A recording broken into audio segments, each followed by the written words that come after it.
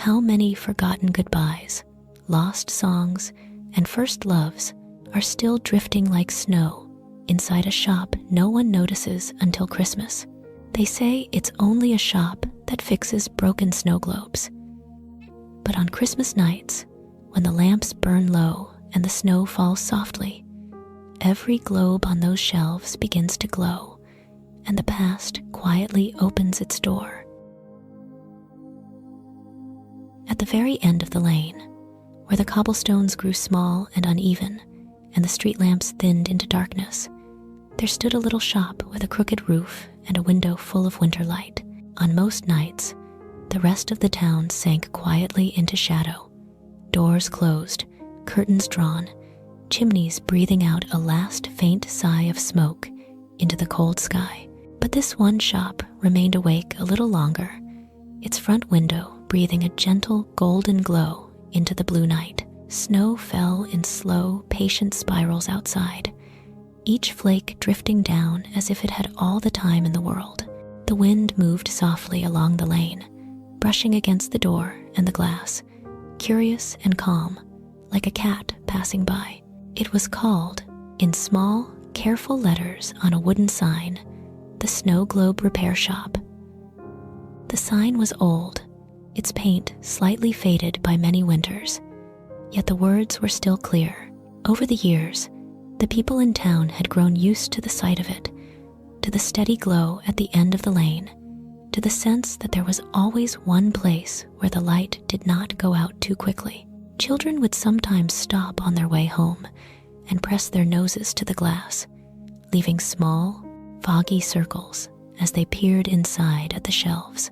On those shelves, lined from floor to ceiling, rested dozens and dozens of snow globes, round worlds of glass, some tall and slender, some small and plump, some with towers inside, some with trees, some with tiny houses where long ago evenings seemed to keep on burning behind painted windows. Inside the shop, the air was warm and smelled softly of beeswax, old wood, and a faint trace of pine. Lamps with frosted shades cast a gentle, golden light that did not hurt the eyes. Shadows gathered quietly in the corners, not dark or frightening, but deep and restful, like folds in a velvet curtain. A small stove murmured to itself near the back wall, its silver pipe rising straight up and out through the roof, where it exhaled warm breath into the cold. On a wooden counter beneath the front window lay small, careful tools, tiny screwdrivers, soft cloths, brushes no thicker than a whisper, and vials of clear oil that caught the lamplight like liquid starlight. Behind that counter sat Madame Ilara. She was not young, but there was a softness in the way she moved that made her age feel like a gentle winter rather than a harsh one. Her hair, once dark, had turned into clouds of silver and white, pinned loosely at the back of her head. Her face was lined in the way that faces are lined when they have smiled often and worried deeply and listened for many, many years. Her eyes were a calm, steady gray, like the sky just before snow, and when she worked, she often bent so close to the glass that the tiny worlds inside seemed to be reflected in her pupils.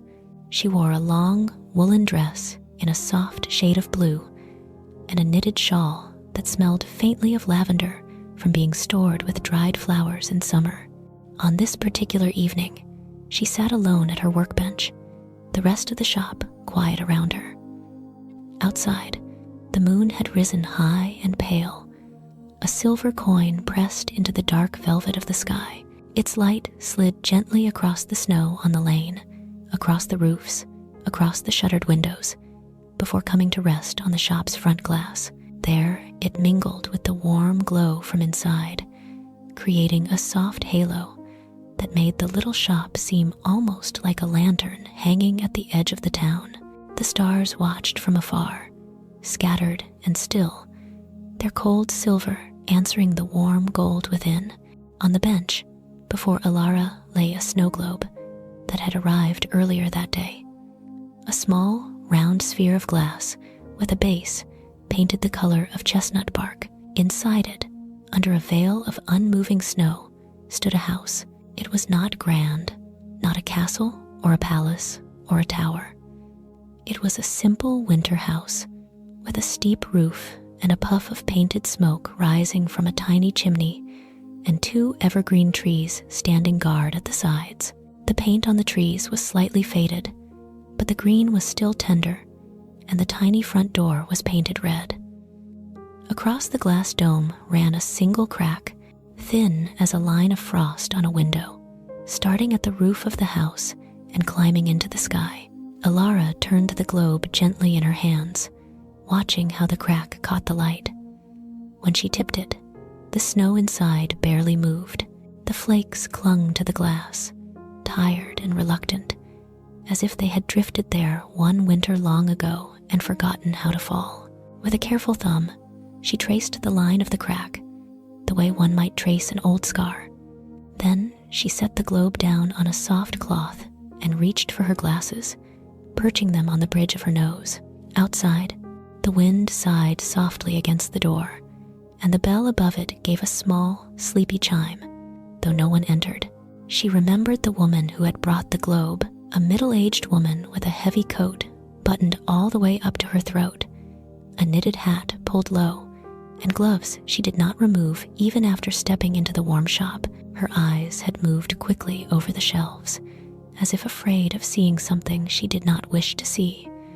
And when she set the globe down, she had almost flinched at the sound of glass touching wood. "It fell," she had said, the words short, as though she were afraid they might break too if they came out too slowly.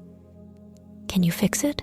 Alara had only nodded calmly, her voice soft as she replied that she would do her best, that the house within looked as if it still wanted to glow. Now, alone with the globe, Alara lifted it again and held it closer to the lamp. The tiny house seemed to tilt toward her, its windows dark but not empty. She could almost feel, in the curve of the glass, the weight of winter mornings and the smell of bread in an oven, the distant echo of a child's laughter running through rooms. Snow globes were like that. They did not only hold scenes, they held the air around memories. They gathered the quiet things that people forgot they needed. The sound of a kettle humming, the creak of a staircase at night, the way moonlight fell on a familiar pillow. Alara set out her tools with slow, practiced care. Each motion was neat and deliberate, like steps in a gentle dance.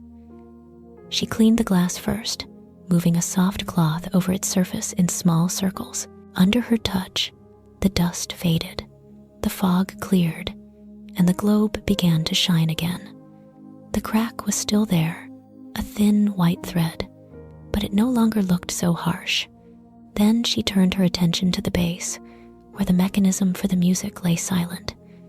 Her fingers, though older now, still moved with quiet skill. She loosened tiny screws, lifted the metal plate, and peered inside at the small, silent cylinder wrapped in its delicate teeth. For a long moment, she simply listened. It was a strange habit, listening to something that did not yet make a sound, but she had discovered, over the years, that silence had many shades. There was the silence of something broken and unwilling. There was the silence of something waiting. There was the silence of rest. The mechanism in this globe had the silence of someone holding their breath. It was not gone. It simply did not know if it was allowed to sing. The lamp hummed. The stove sighed. Snow brushed softly against the window like a quiet hand. Alara dipped a thin brush into a drop of oil and began to coax the metal back to life, cleaning each tiny tooth, guiding dust away, smoothing old stiffness. Her movements were slow, gentle, repetitive, as soothing as a lullaby. Once in a while, she glanced up at the window, where moonlight and frost made fragile patterns, like silver flowers blooming on cold glass. The world outside felt far, but not unfriendly. It was a soft, vast quiet in which her little shop floated like a boat on a calm, dark sea. When she finally closed the base again and turned the small key, the mechanism shivered. A hesitant note rose, fragile and thin, then another, then a line of melody. It was a simple tune, one meant for sleep and childhood, the kind that repeats just enough to feel safe. The sound filled the small shop with a gentle, trembling sweetness. Alara smiled, a small, tender curve of her mouth that seemed to warm the air. She lifted the globe and gave it a soft shake. This time, the snow stirred, loosened, and began to fall, slowly, softly, in peaceful spirals around the house. The tiny roof grew white.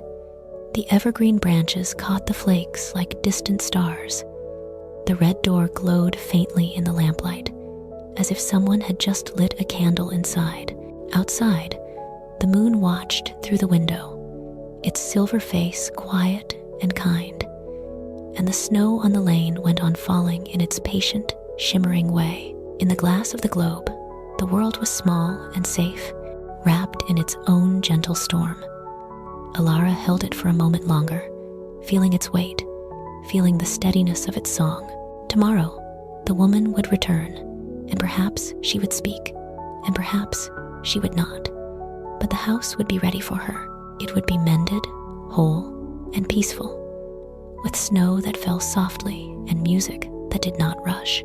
For now, in the quiet of the shop, at the end of the lane, under the watchful silver of the winter sky, the snow globe repairer simply stood and listened, letting the gentle tune drift through the warm, still air like a small, comforting dream. Morning came softly to the end of the lane, not with bright fanfare, but with a quiet, pearly light that slid gently over rooftops and lay in pale ribbons across the cobblestones. The snow that had fallen through the night rested in smooth, undisturbed folds, rounding off corners, softening steps, covering yesterday's footprints with a clean, white hush.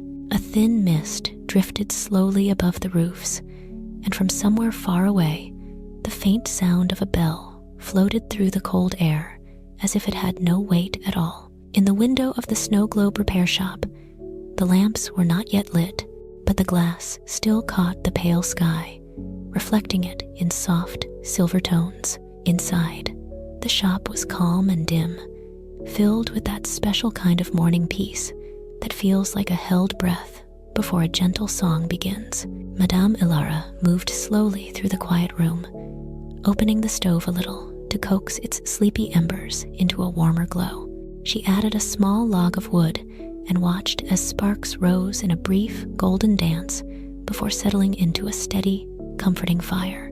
The warmth began to spread, not quickly, but gradually, seeping into the old wood of the floor, into the shelves, into the air itself. On the workbench by the front window, the snow globe with the winter house waited where she had left it the night before.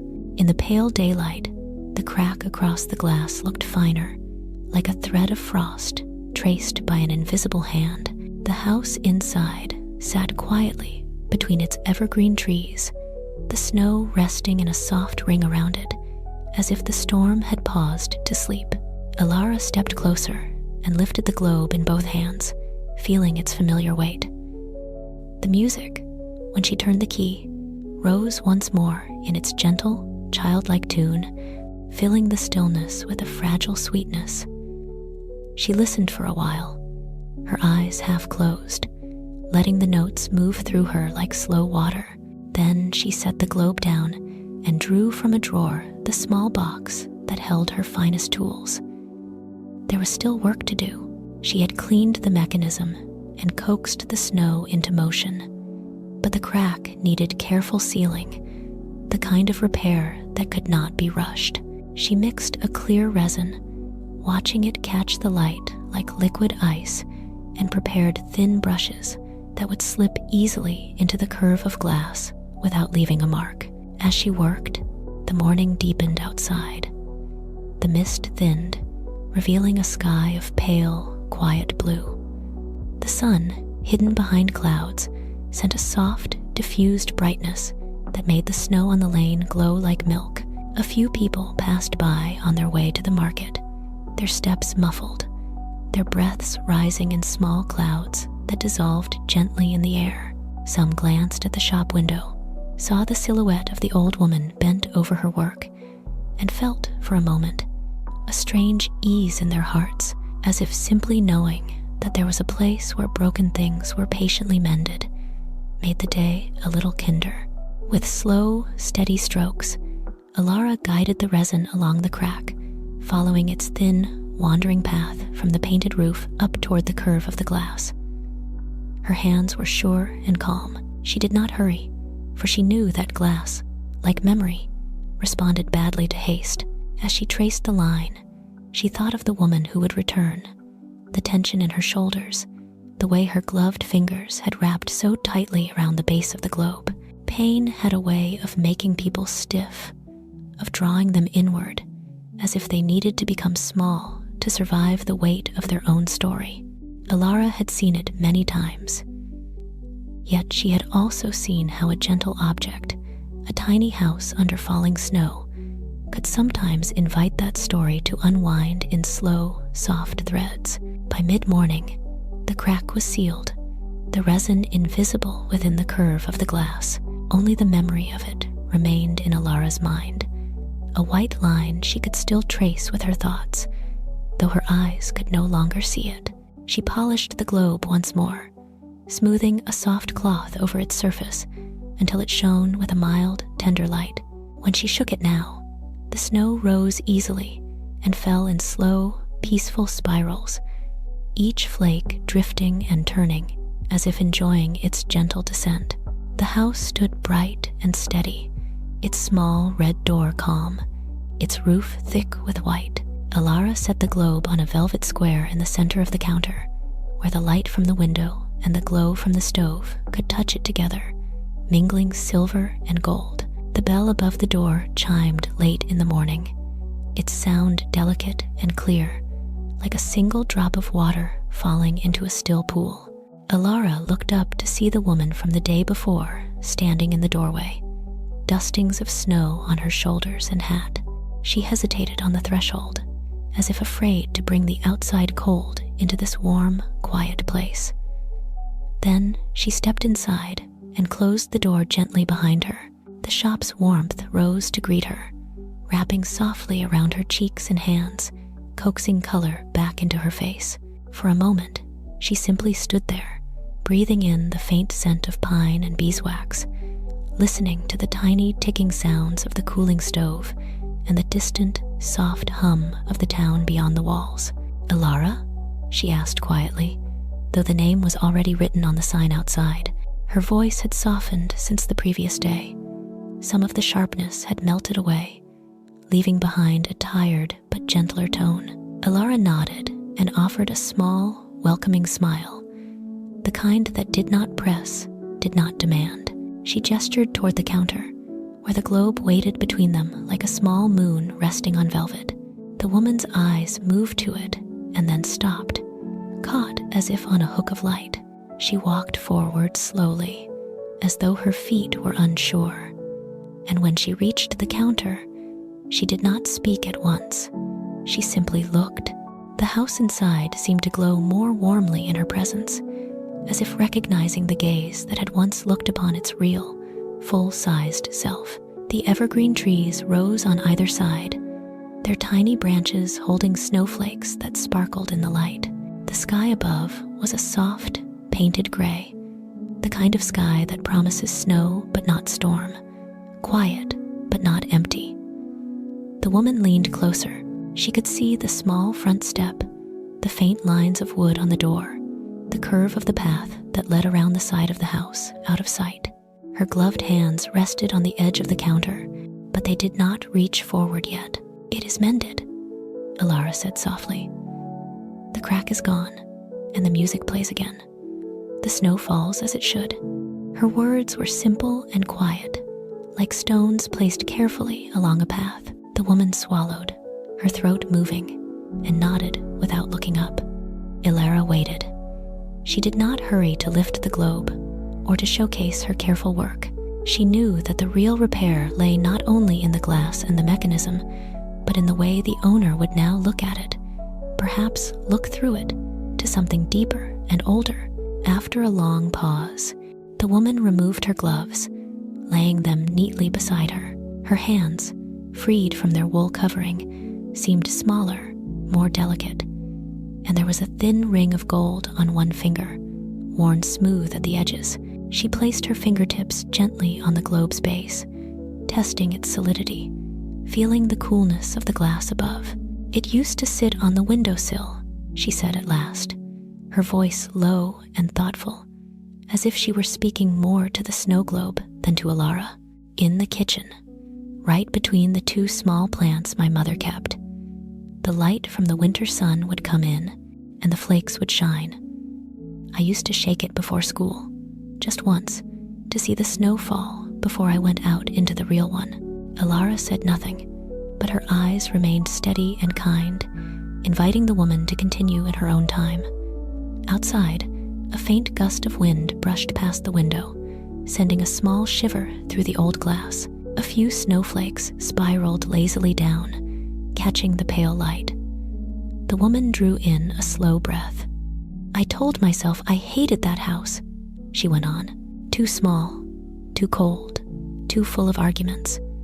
I told myself I would never go back, that it had taken more from me than it gave." Her fingers moved slightly on the base, turning the globe so she could see the house from another angle. The tiny windows stared back at her, calm and unblinking. But when the globe cracked, it felt as if something inside me had cracked with it. I couldn't bear the thought of it being ruined. "Sometimes," Alara said gently, "it is not the house we hate, but the weight we carried inside it. The walls remember more than one kind of sound. The floorboards remember more than one kind of step." She lifted a hand, hovering it near the globe but not touching. "Would you like to hear the music?" The woman nodded. Alara turned the small key, and once more the soft, simple melody rose into the air. It wound its way through the shop like a thin silver ribbon, curling around the shelves, touching the other globes, brushing against the woman's ears. Her eyes closed for a moment, and her shoulders loosened as if some inner knot had given a little. "My mother hummed that tune when she washed the dishes," she murmured. "I had forgotten that. I only remembered her voice when she was tired, when she was sharp. But she hummed this too. In the mornings, when the light was pale and the room was still chilly, she would hum, and the steam from the kettle would fog the window." Alara smiled, a quiet, knowing curve of her lips. "The snow remembers the humming," she said, "and the glass remembers the light. They are patient. They keep what we drop." The woman opened her eyes again and watched the snowflakes fall within the globe. This time, she noticed how slowly they moved, how peacefully they drifted. There was no rush, no frantic flurry, only a gentle, constant descent that seemed to say, "There is time. You may rest. You may let go." "I thought if I remembered the warm things, it would excuse the cold ones," the woman whispered, as if I would be betraying myself by admitting there was softness, too. "But standing here, looking at this, it feels different. It feels like I can hold both, the hurt and the bread in the oven, the arguments and the song."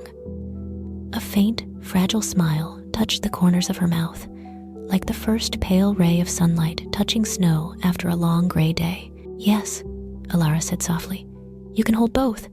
The snow falls equally on all the roofs. It does not choose only the perfect ones. It makes something quiet and beautiful over what was rough." She slid the globe a little closer, an invitation rather than a gesture of completion. "Take it home. Let it sit where it wishes to sit. When you are ready, you can shake it and watch the snow. You can remember the light on that windowsill as it was, not as you had to tell yourself it was." The woman nodded slowly. She took the globe in both hands now, cradling it with care. The glass felt cool and smooth, the weight familiar and strangely calming. Through it, she could see not only the tiny painted house, but also the blurred shapes of the shop, the soft glow of the stove, and a faint reflection of her own face, softened and rounded by the curve of the glass. For the first time in many winters, she did not look away from her own reflection. She simply held it as she held the globe, with a new, tentative gentleness. When she left, the bell chimed once more, and the cold air slipped in for a brief moment before the door closed again. Alara watched through the window as the woman walked away down the lane, the snow globe tucked carefully against her chest beneath her coat. Her steps were still slow, but there was a slight lightness to them, a subtle change in the way her body moved through the air, as if the burden she carried had become just a little softer, just a little less sharp. Snowflakes drifted down around her, settling on her hat, on her shoulders, on the path behind her, covering her footprints in a gentle white trail. Inside the shop, the silence settled back into place, but now it felt companioned by the fading echo of the simple, soothing tune. Alara turned toward the shelves, where other snow globes waited, each with its own tiny world, its own quiet ache, its own hidden light. Outside, the sky remained a soft winter blue, and the pale sun traced a slow path higher, washing the snow in a gentle silver brightness. The wind moved along the lane like a calm river of air, and the little shop at the end of it stood steady and warm, a place where cracks were sealed, music remembered, and the past, in all its shades, was invited to rest under a peaceful, falling snow. The day moved gently forward over the little town, and by late afternoon, the light had begun to soften again, slipping slowly toward evening. Clouds, thin and high, drifted across the pale sky like long strokes of watered paint, dimming the sun into a quiet, silver disk.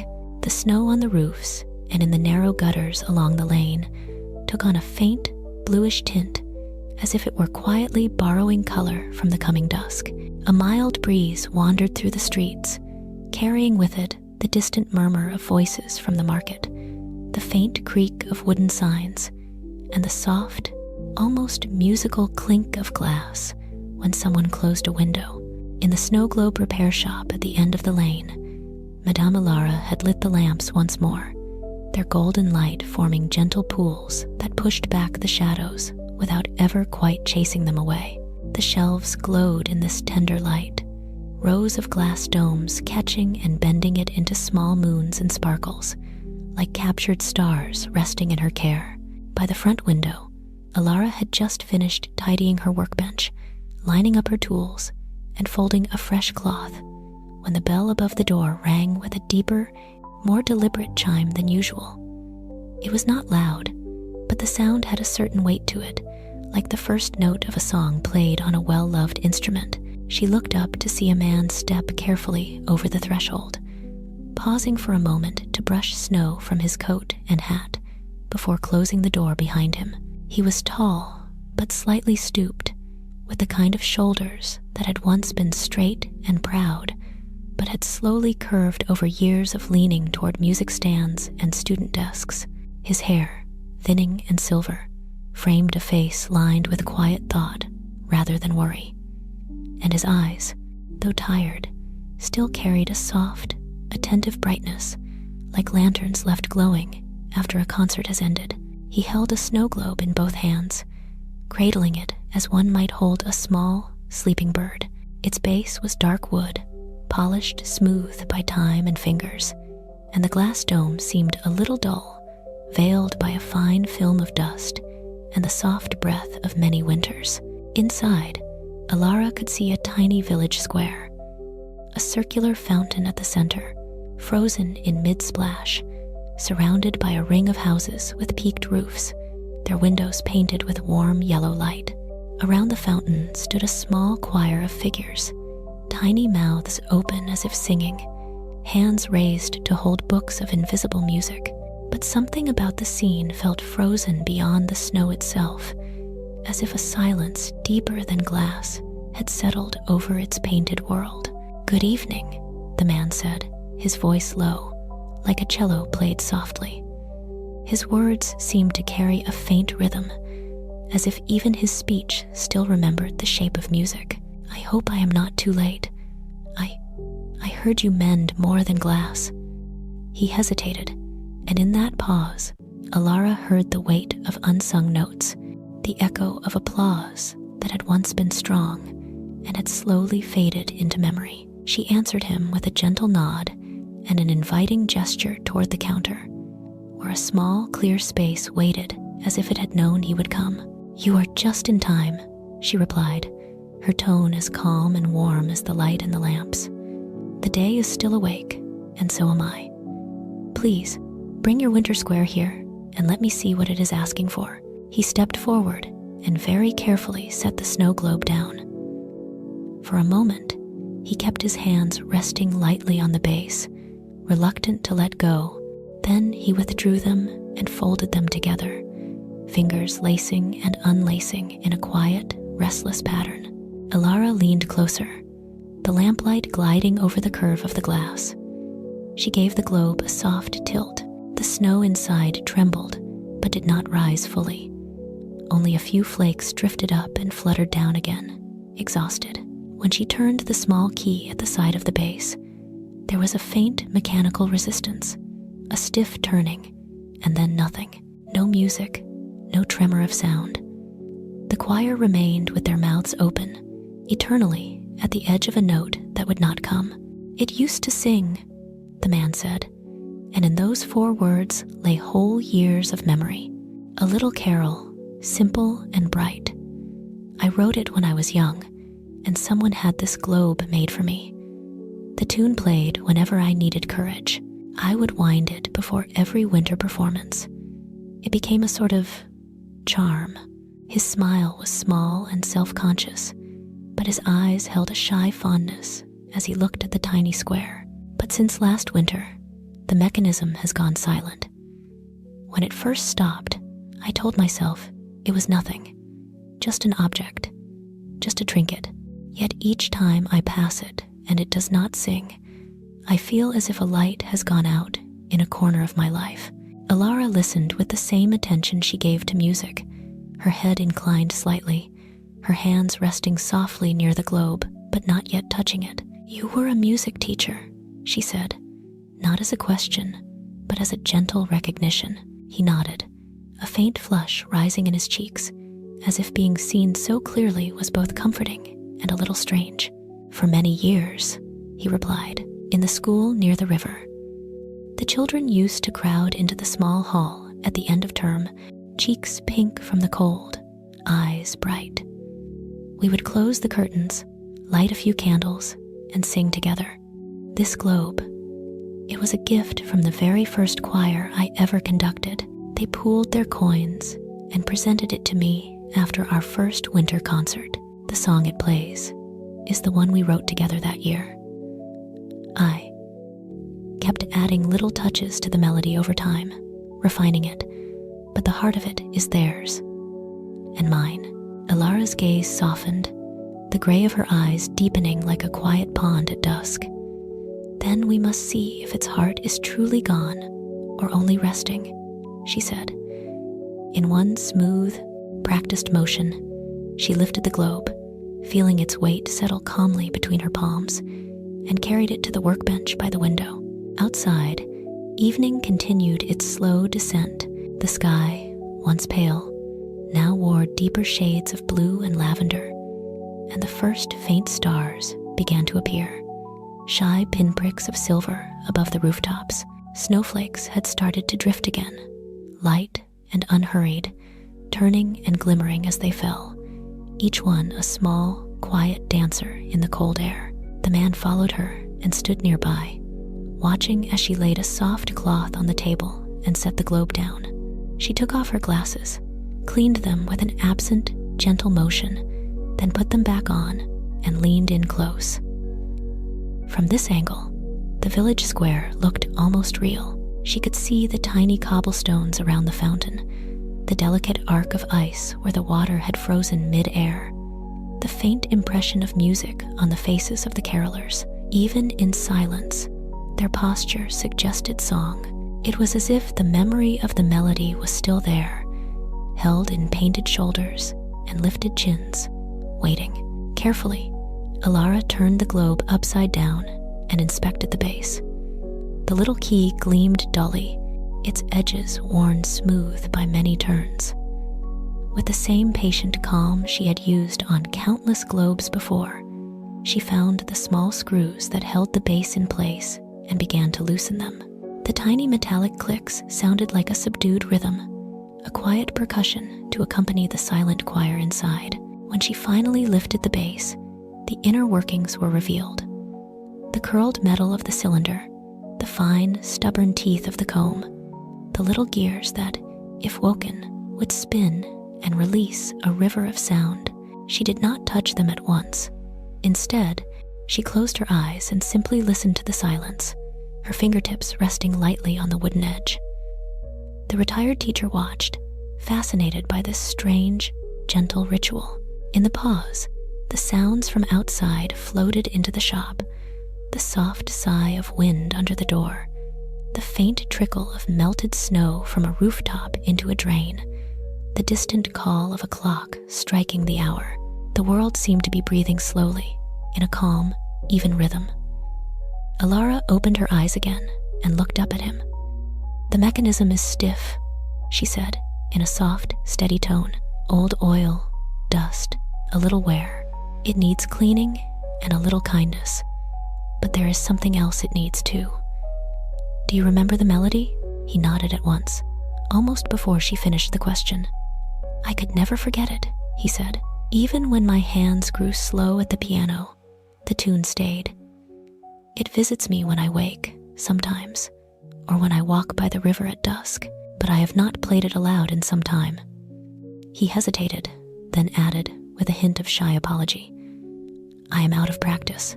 "Music does not mind that," Alara replied gently, returning her attention to the small metal cylinder. "It cares more that you are honest than that you are perfect. While I clean and loosen these old bones, will you hum the song for me? Just softly. Let it move through the room again. These tiny people in their square have been waiting to hear it." The suggestion seemed to surprise him, and for a moment he looked uncertain. Then, as if the presence of the snow globe and the quiet of the evening gave him courage, he drew in a long breath and let it out slowly. His lips parted, and from his chest rose a single, tentative note. It was not strong at first, but it was clear, like a small silver thread.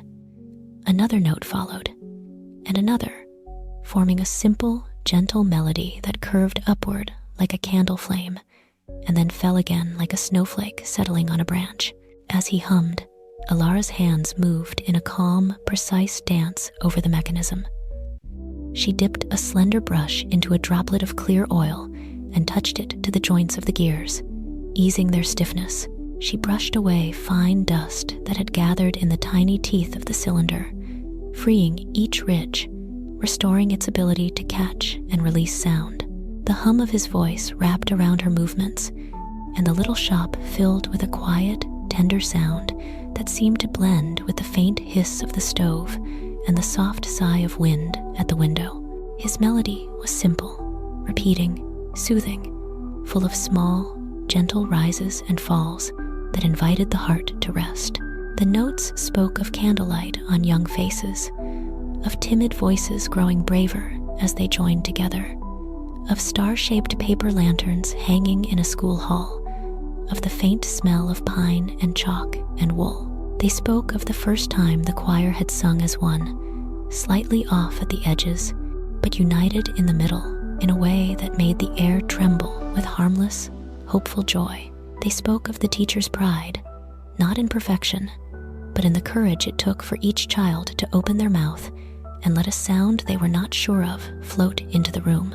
All of this hovered in the melody, and Alara, hearing it, smiled very softly. At last, satisfied that the mechanism was ready, she replaced the base, tightened the tiny screws, and turned the snow globe upright again. The man's humming slowed and then faded into a quiet breath as he watched her place the globe gently on the cloth. Outside, the sky had deepened into rich shades of blue and indigo, and the first stars now shone more clearly, their silver light falling through the window to mingle with the golden glow inside. Snowflakes brushed against the glass, melted, and left tiny, wandering trails of water that glimmered in the lamplight before disappearing. "Shall we see if it remembers?" Elara asked, her voice soft. She did not wait for an answer, for she sensed his hope as clearly as she felt the smooth glass beneath her fingers. She took hold of the little key and turned it slowly, feeling less resistance now, the gears within responding like stiff muscles beginning to stretch after a long rest. There was a pause, a fragile moment in which the whole shop seemed to lean in and listen. Then, from inside the globe, the first notes began to rise. They were faint at first, slightly thin, like the voice of an old friend waking from a long sleep. But as the cylinder turned and the comb trembled, the melody gathered itself. It shaped the tune the man had hummed, note by gentle note, echoing his memory, echoing the children's voices from long ago. The song floated through the air, weaving itself with the hum of the stove, the whisper of the wind, the soft ticking of a clock somewhere in the back room. It filled the little shop with a tender, shimmering presence, soothing and clear. Inside the globe, the village square seemed to brighten. The painted windows of the houses glowed more warmly. The ice on the fountain caught an invisible light. The tiny mouths of the carolers, though frozen, looked suddenly more alive, as if sound moved behind them. When Elara gave the globe a gentle shake, the snow inside rose in a graceful swirl and fell again in slow, peaceful spirals around the choir. Each flake turned lazily in the air, catching light, then settling on tiny hats, tiny shoulders, tiny boots, covering the cobblestones in a soft, white blanket. The retired teacher stood very still, his eyes shining in the lamplight. He did not speak. There was no need. The music that he had written as a young man, that he had once conducted with hands full of nervous energy, now came back to him through the fragile body of the snow globe, softened by time but no less true. He listened with his whole self, shoulders, spine, breath, as if allowing the melody to run through his veins again, washing away the dust of years and the quiet disappointment of aging hands. "It remembers," he said at last, his voice husky with tenderness. "It remembers more faithfully than I have." Elara shook her head, still smiling gently. "You remembered," she answered. "You brought the melody here today. You hummed it into the air again. The globe only needed your help to find its way back." She slid the snow globe toward him, and he reached out slowly, almost reverently, to take it. His fingers closed around the base, steady and careful, and for a moment he simply held it, feeling the vibration of the tiny mechanism against his palms as the last bars of the tune played themselves out. Outside, the sky grew darker, deepening into night. The moon, pale and patient, rose above the rooftops, casting a soft, silver glow onto the fresh snow. Through the shop window, its light mingled with the warm gold from inside, painting the lane in gentle shades of amber and pearl. As the man turned to leave, the bell above the door chimed again, and a brief sweep of cold, star-tinged air entered the room before the door closed behind him. Elara watched through the glass as he moved down the lane. The snow globe held close against his chest, his steps measured but lighter, as if a quiet rhythm now guided his feet. In the little square within the globe, the carolers stood under their everlasting falling snow, the fountain forever frozen mid-splash, the houses forever lit by painted fires. Yet within that small circle of glass, music moved once more, invisible and kind, echoing in the heart of the one who carried it. And in the snow globe repair shop, at the end of the lane, under the soft, watchful gaze of the moon and the stars, Madame Elara turned back to her shelves of silent worlds, knowing that tonight, at least, one more tiny square of memory had found its song again. Night folded itself slowly over the town, layer by soft layer, until the sky above the lane was a deep, velvety blue, brushed with the pale silver of rising stars. The day's sounds had grown faint and far away. Only now and then did a carriage pass by on a distant street, or a door close with a muted thud somewhere in the maze of houses. In the little lane at the edge of town, the snow lay smooth and quiet, its surface catching the light from the street lamps and from the single glowing window at the end of the road. The snow globe repair shop shone like a small, steady lantern in the darkness, its golden light spilling gently onto the whitened stones, inviting, calm, and unhurried. Inside, the shop felt even more like a cocoon than usual, wrapped in warm air and the soft hum of the stove. Shadows pooled gently in the corners, not sharp but rounded, like places where the night could sit and rest. The shelves of snow globes glimmered faintly in the lamp glow, each glass dome catching a star or a candle flame and bending it into soft, quiet reflections. Madame Alara, her shawl drawn a little closer around her shoulders, moved slowly along the shelves, adjusting a globe here, dusting a base there, listening all the while to the peaceful silence that rested between the walls. Outside, flakes of new snow had begun to fall again, drifting past the window in slow silver threads. The bell above the door chimed low and clear, its sound gently startling in the stillness. Alara turned toward it and saw a man standing just inside the threshold, the door closing softly at his back. He was not old, but neither was he young. He stood in the middle years of life, with a dark coat buttoned neatly to his throat and a scarf wrapped carefully around his neck. Snow crystals clung to the wool of his shoulders, melting slowly in the warmth.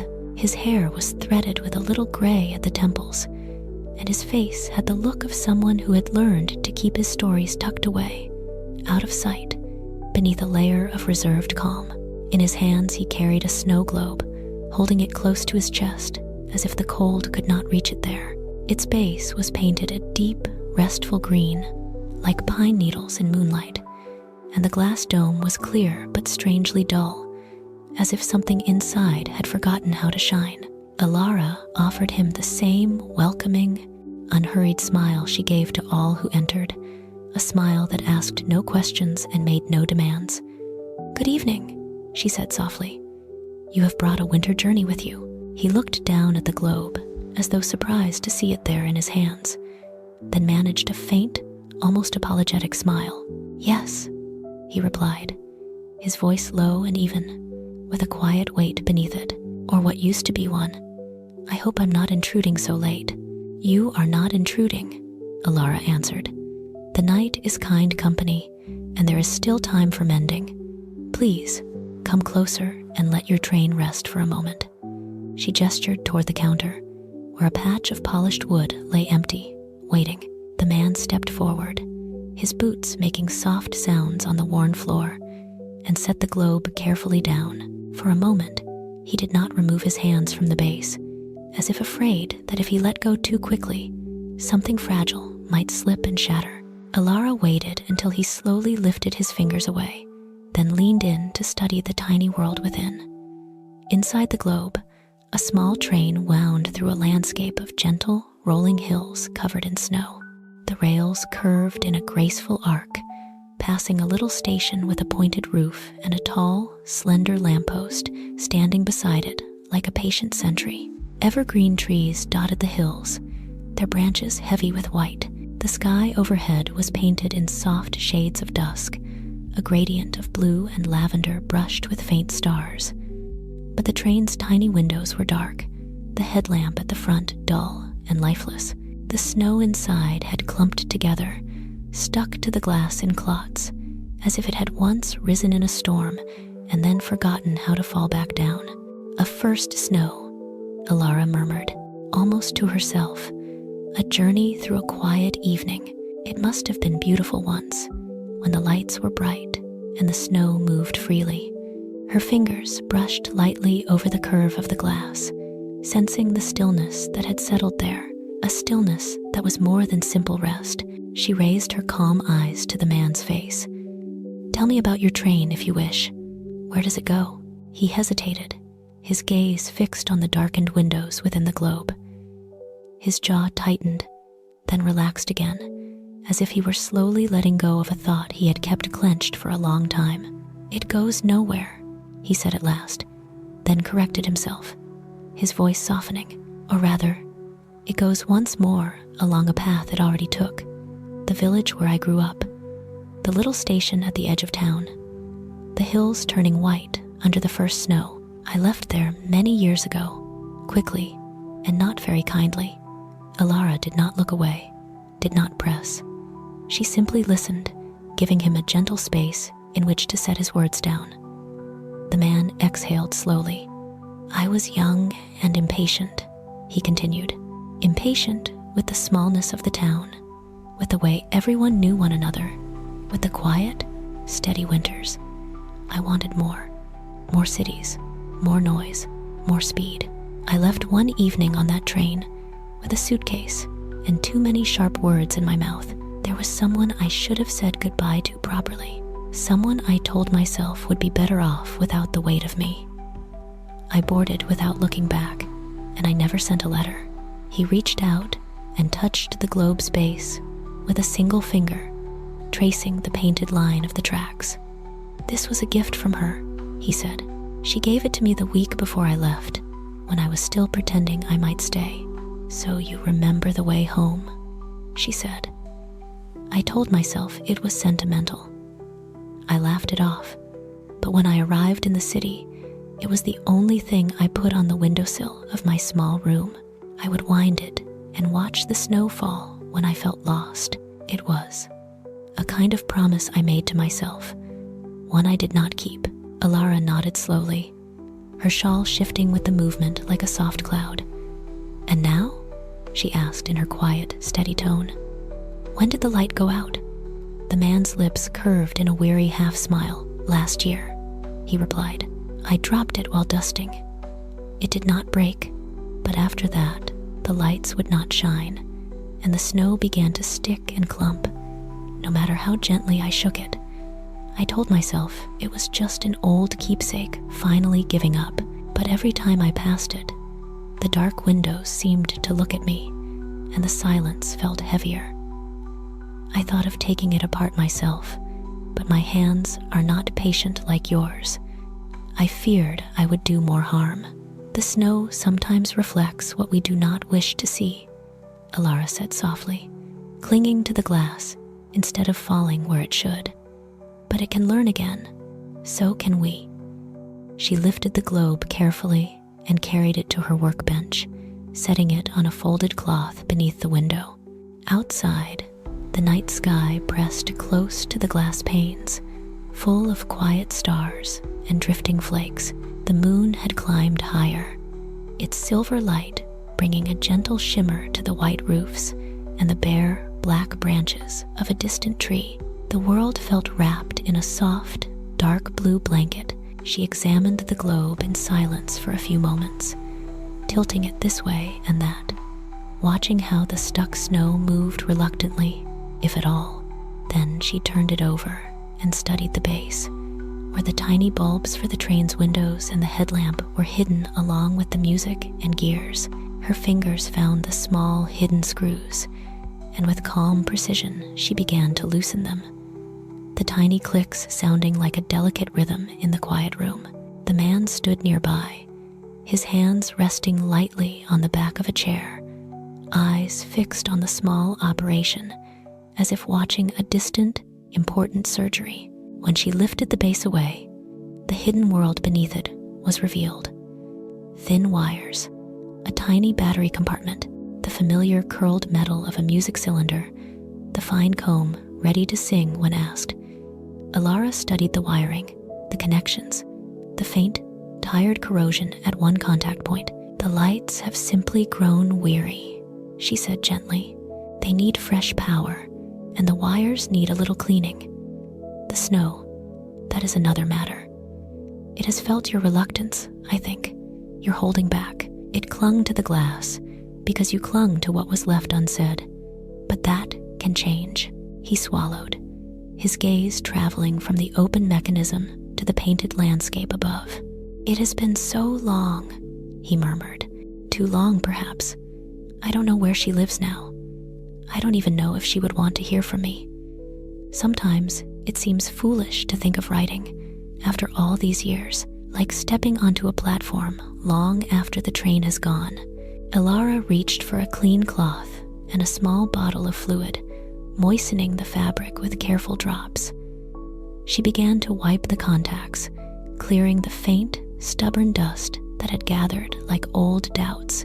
"Trains do not only move forward in time," she answered, her voice calm and sure. "In our hearts, they move in circles. They return to stations we thought we had left forever. You cannot undo the leaving, but you can send something back along the tracks. A letter is also a train. It carries words from one quiet station to another." She replaced the small battery with a fresh one she had taken from a drawer, the metal shining softly in the lamplight. The work was simple, but she performed it with the same gentle reverence she gave to every repair. Then she turned her attention to the snow itself. With a slow, practiced motion, she loosened the stopper at the bottom of the globe, just enough to release a whisper of the old liquid inside. She added a few drops of clear, clean fluid from a vial, a mixture she had refined over years to encourage flakes to dance more freely. As she sealed the stopper again, she turned the globe slowly in her hands, coaxing the clumped snow to rise and drift. "Think of the first snow you remember," she said quietly, her eyes on the moving flakes. "Not the last day you saw her, not the regret. Think of a hill, perhaps, or a street lamp, the sound of your boots on fresh powder. Let your mind rest there while I stir this winter awake."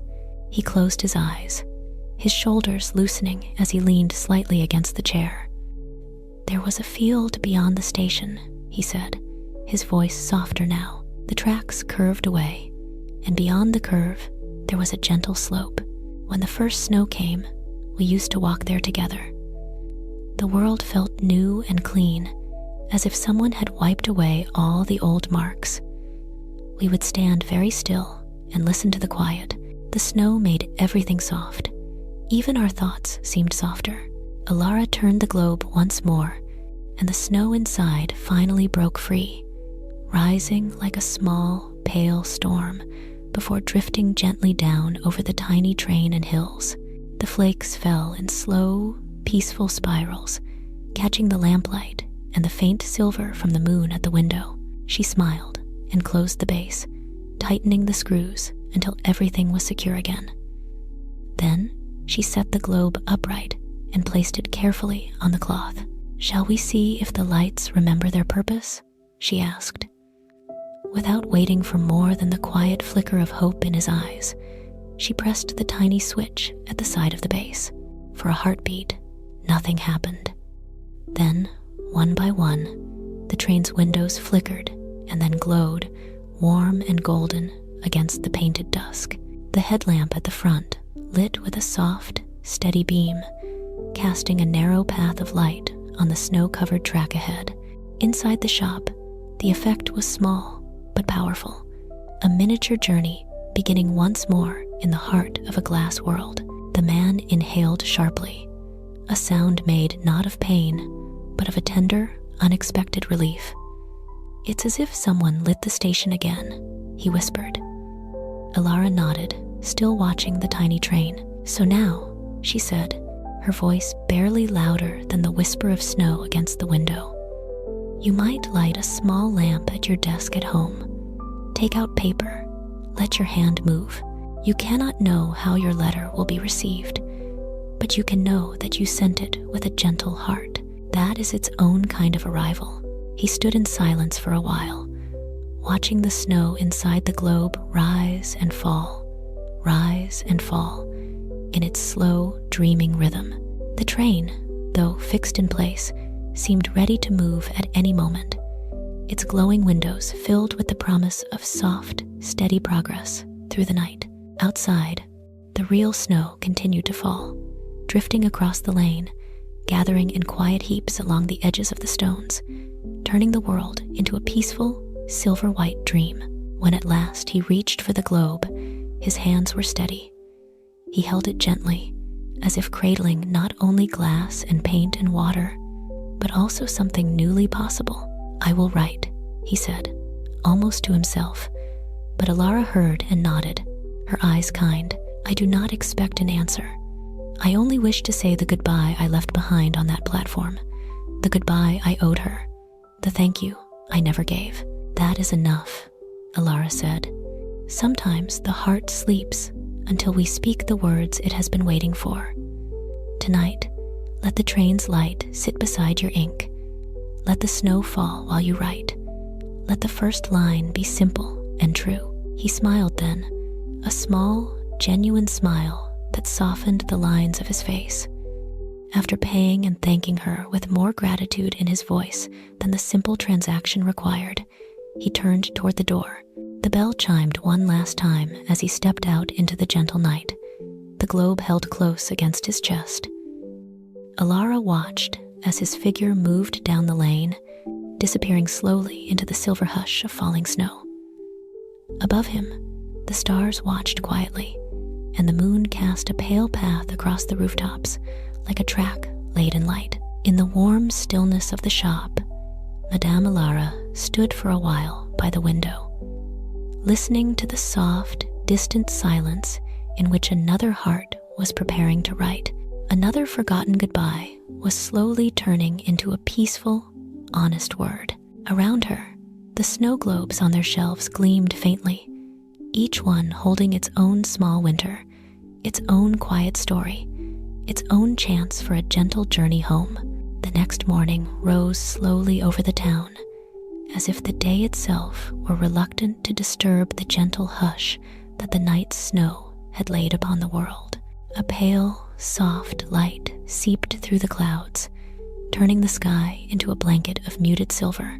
The roofs along the lane wore smooth caps of white, and the chimneys sent up thin streams of smoke that dissolved quietly into the cold air. The trees at the edge of sight stood bare and dark against the soft brightness, their branches traced with fine lines of frost like delicate lace. The wind had grown tired of wandering, and now moved in only the faintest breaths, enough to stir a single loose flake or whisper against a window pane, but never enough to trouble the deep, peaceful stillness that rested over everything. In the snow globe repair shop, the morning began with the comforting rituals that were as steady as the turning of seasons. Madame Alara lit the stove, watching the kindling catch and grow into a calm, steady flame that slowly warmed the room. The curtains by the front window were drawn back just enough to let in the soft daylight, which mingled gently with the golden glow of the lamps. On the shelves, the snow globes woke to the new day in their own quiet way, glass domes gleaming faintly, tiny scenes within them catching the light like small, secret gardens of winter. The air smelled of wood smoke and beeswax, and the faint sweetness of dried flowers that hung in small bundles near the back of the shop. Alara moved through the room with her usual measured grace, her footsteps light on the worn floorboards.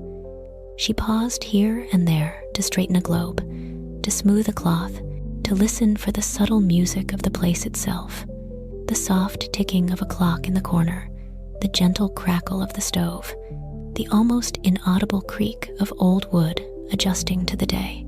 Outside, the snow sent a quiet wash of light through the window, giving everything a mild, dreamy glow. It felt like a day made for reflection, for slow thoughts, for mending not only what was broken, but what had simply grown dim. The bell above the door rang late in the morning, its chime soft but clear, like a seashell struck lightly with a fingertip. Alara looked up to see a woman standing in the doorway, holding herself with a kind of careful dignity that suggested she had learned to stand alone in many storms. Her hair, once dark, had turned silver at the temples, and her face bore lines that spoke not only of sorrow, but also of long patience and quiet strength. She wore a dark coat, buttoned neatly, a knitted scarf around her neck, and gloves that matched, though the wool at the fingertips was slightly worn. In her hands, she carried a snow globe, and the way she held it steady, close to her chest, told Alara that this was no casual object. "Good morning," Alara said, her voice a soft thread of sound that wove itself easily into the quiet air. "Please, come in. The cold can rest outside for a while." The woman stepped fully into the shop and closed the door behind her. The warmth greeted her gently, brushing pink back into her cheeks, loosening the stiffness in her shoulders.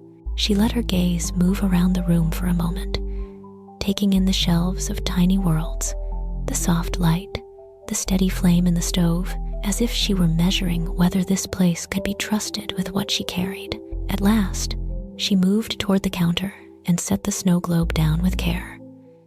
Inside, beneath the smooth curve of the glass, stood a lighthouse on a small rocky island, its tall, pale tower rising above a painted sea. The waves around it were captured in mid-motion, curling and foaming, their colors deep blues and greens streaked with white. The sky above was darkened with storm clouds, purples and grays swirling together, yet a faint, silvery hint of stars glimmered high at the edges.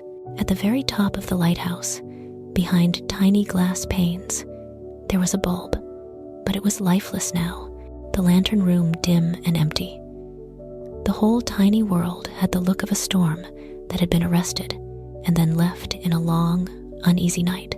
Alara studied it with quiet attention, feeling the subtle tension that seemed to hum in the air around the woman. "A steadfast tower in restless water," she murmured, "a light that wants to shine in the dark. It is very beautiful, even in its quiet." The woman's lips curved in a small, wistful smile that never quite reached her eyes. "It was my husband's," she said, her voice low and steady, though something fragile moved beneath the words. "He was not a sailor, nor did we live by the sea, but he loved lighthouses, said they made him feel peaceful, said they were proof that in the darkest nights, someone, somewhere, had thought to leave a light on for others." She reached out and touched the glass with one gloved finger, tracing the outline of the little tower. "He gave this to me on a winter anniversary. We used to sit together on evenings when the world felt heavy and wind the key. The light would glow, and the waves would seem almost to move in the flickering reflections. We would listen to the tiny music and imagine we could hear the soft, far-off sound of the sea." Her hand fell back to her side. "Since he passed, the light has become difficult. It flickers for a moment, then dies. Sometimes it does not come on at all. I keep it by the bed, but when I reach for it in the night and find it dark, the room feels colder." Alara's gaze softened, and she nodded slowly, as if she had heard this kind of quiet grief many times and still treated each one as new.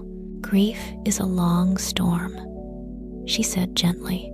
"Sometimes the sea inside us is calm, sometimes it rises without warning. A lighthouse can feel like a companion in that weather. Let us see if we can help its light remember how to stay." She lifted the globe, feeling the weight of glass, water, and memory, and carried it carefully to the workbench by the window. The woman followed, standing close enough to see, but not so close as to crowd the delicate work. The daylight at the window was soft and silvery, filtered through the pale clouds and the faint, drifting snow.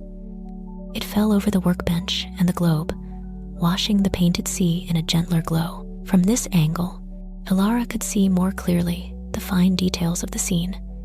The tiny steps leading up to the lighthouse door, the narrow walkway around the lantern room, the faint suggestion of distant shorelines painted at the horizon, subtle as a memory.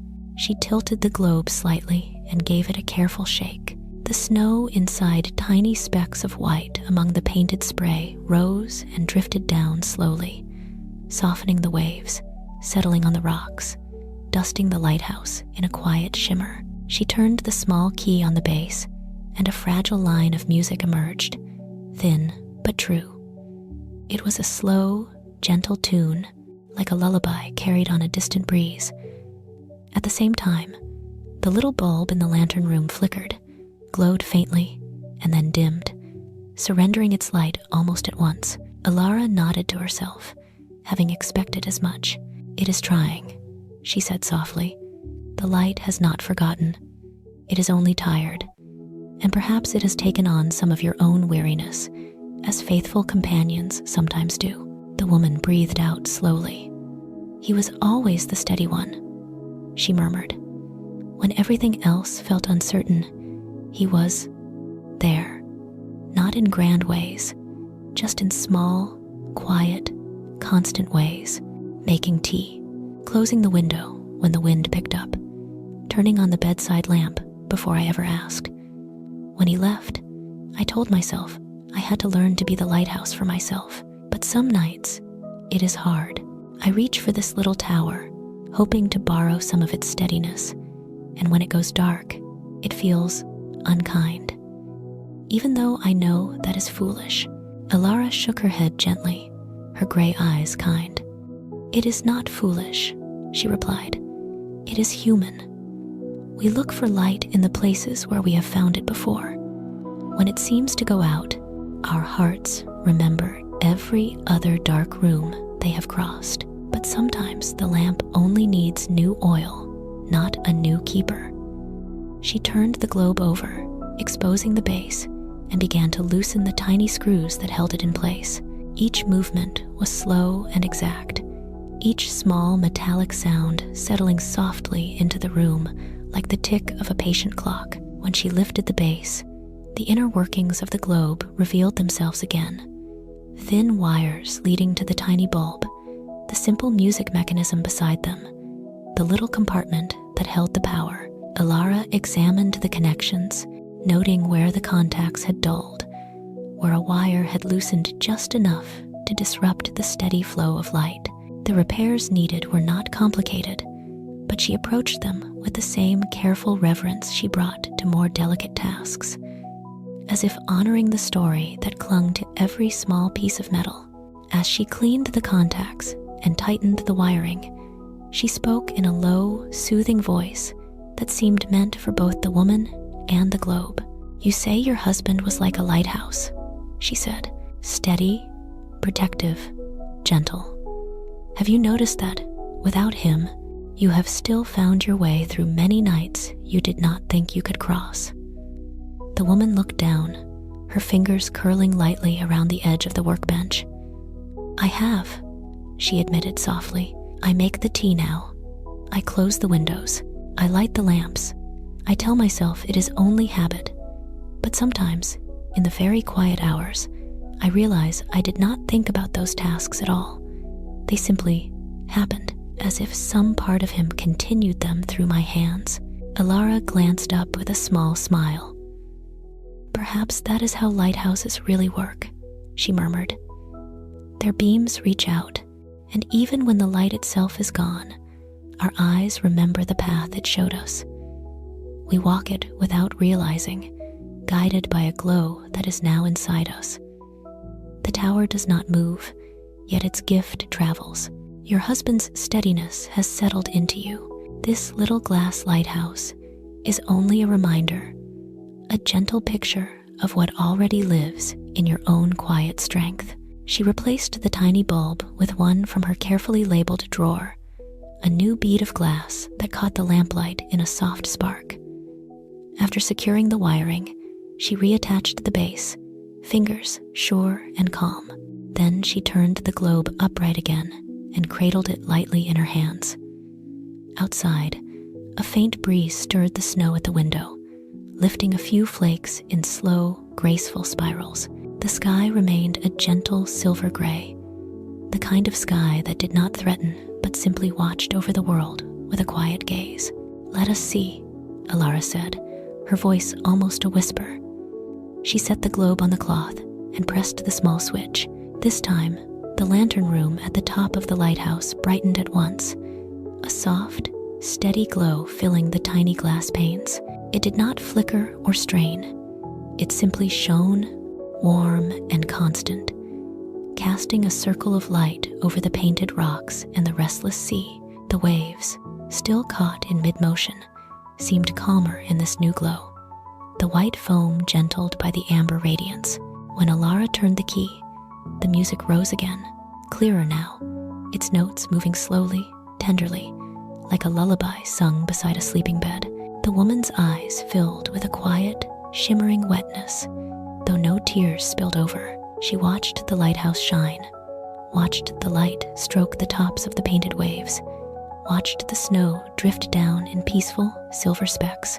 "It looks less fierce," she said softly, almost surprised. "The storm, it feels quieter now.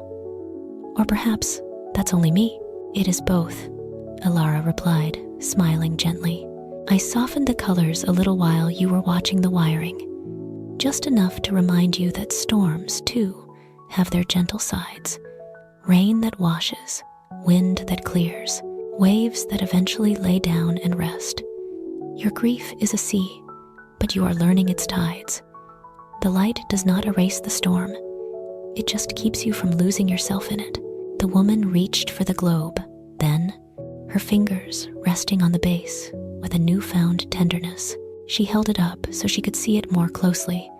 The little tower bright, the snow falling softly, the storm clouds above now tinged with the faintest hint of silver at their edges, like lining in a worn but beloved coat.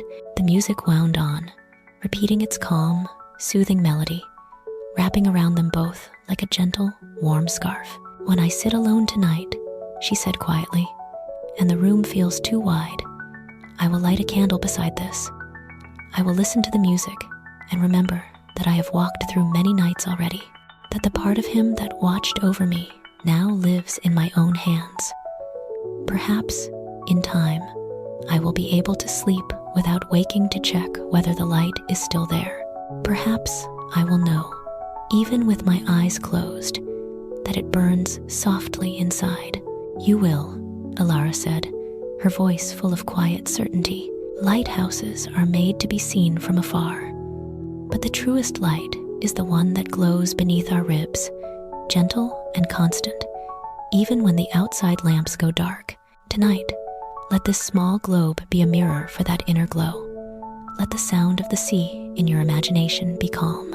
Let the waves in your dreams move slowly and peacefully." The woman smiled then, a small, true smile that reached her eyes and stayed there like a reflection of the lighthouse's beam. She thanked Alara in a voice that trembled only slightly, paid with careful hands, and held the snow globe close against her chest as she turned to go. The bell above the door chimed softly as she stepped back into the pale, quiet day, the lighthouse's tiny light still shining through her fingers. From the window, Alara watched her walk away along the snow-covered lane, her figure steady, her steps unhurried. Around her, the winter world remained gentle and silver, the snow lying soft and peaceful on roofs and branches, the sky a calm, quiet gray. In the shop, the air felt warm and still, the shelves of snow globes glowing faintly like a collection of tiny stars caught in glass. The storm of years, for one heart at least, had grown a little kinder, and in one small lighthouse, a steadfast light shone softly once more, guiding its keeper through the long, gentle night. The days had begun to move in a gentle rhythm, each one folding into the next like soft pages in a winter book. Snow came and went in light, patient waves, sometimes dusting the town in a new veil of white, sometimes pausing to let roofs and branches breathe. The sky drifted between shades of pearl gray and pale blue, and when evening fell, it did so with a slow, thoughtful grace, brushing the edges of the houses with silver before deepening into indigo and midnight. In the lane at the edge of town, the snow globe repair shop continued to glow quietly, its window a small, steady square of warmth against the cool, soft darkness outside. On one such evening, when the air outside seemed especially still and the snowflakes fell in a delicate, unhurried dance, Madame Alara was arranging a few sprigs of dried lavender in a small vase near the counter. The soft purple of the flowers, faded but still gentle, added a whisper of summer to the winter room. The scent was subtle, drifting on the warm air from the stove and mingling with the familiar smells of wood and wax. The lamps were already lit, casting a golden glow that softened the lines of the shelves and made the glass domes of the snow globes gleam like distant, peaceful moons. The bell above the door rang once, then again in quick repetition, as if touched by two hands that did not quite agree on the motion. Alara turned to see not one visitor, but two standing just inside the threshold. They were women, both no longer young, both carrying themselves with a kind of practiced independence that suggested long years of standing alone.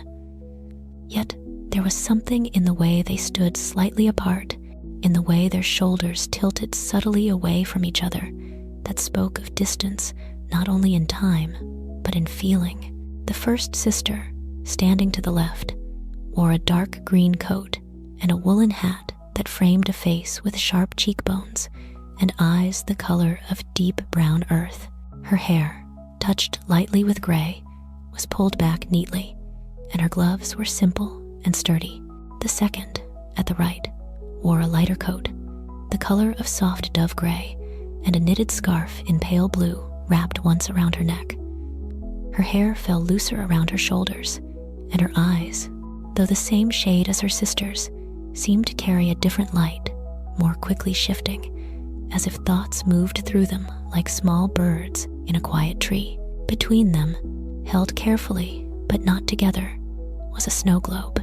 The one in the green coat held the base in both hands, while the one in the gray coat steadied the top lightly with her fingertips, as if unsure whether to support or to let go. Alara noticed how their hands nearly touched, and yet did not, how their fingers hovered near one another with hesitant familiarity.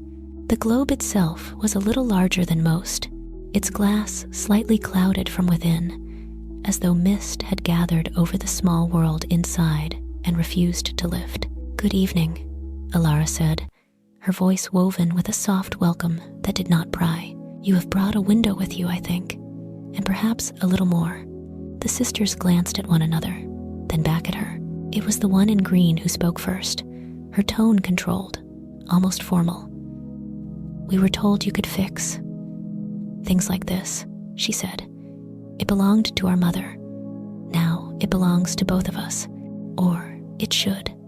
The one in gray gave a small sigh that might have been agreement or gentle protest, but she did not interrupt.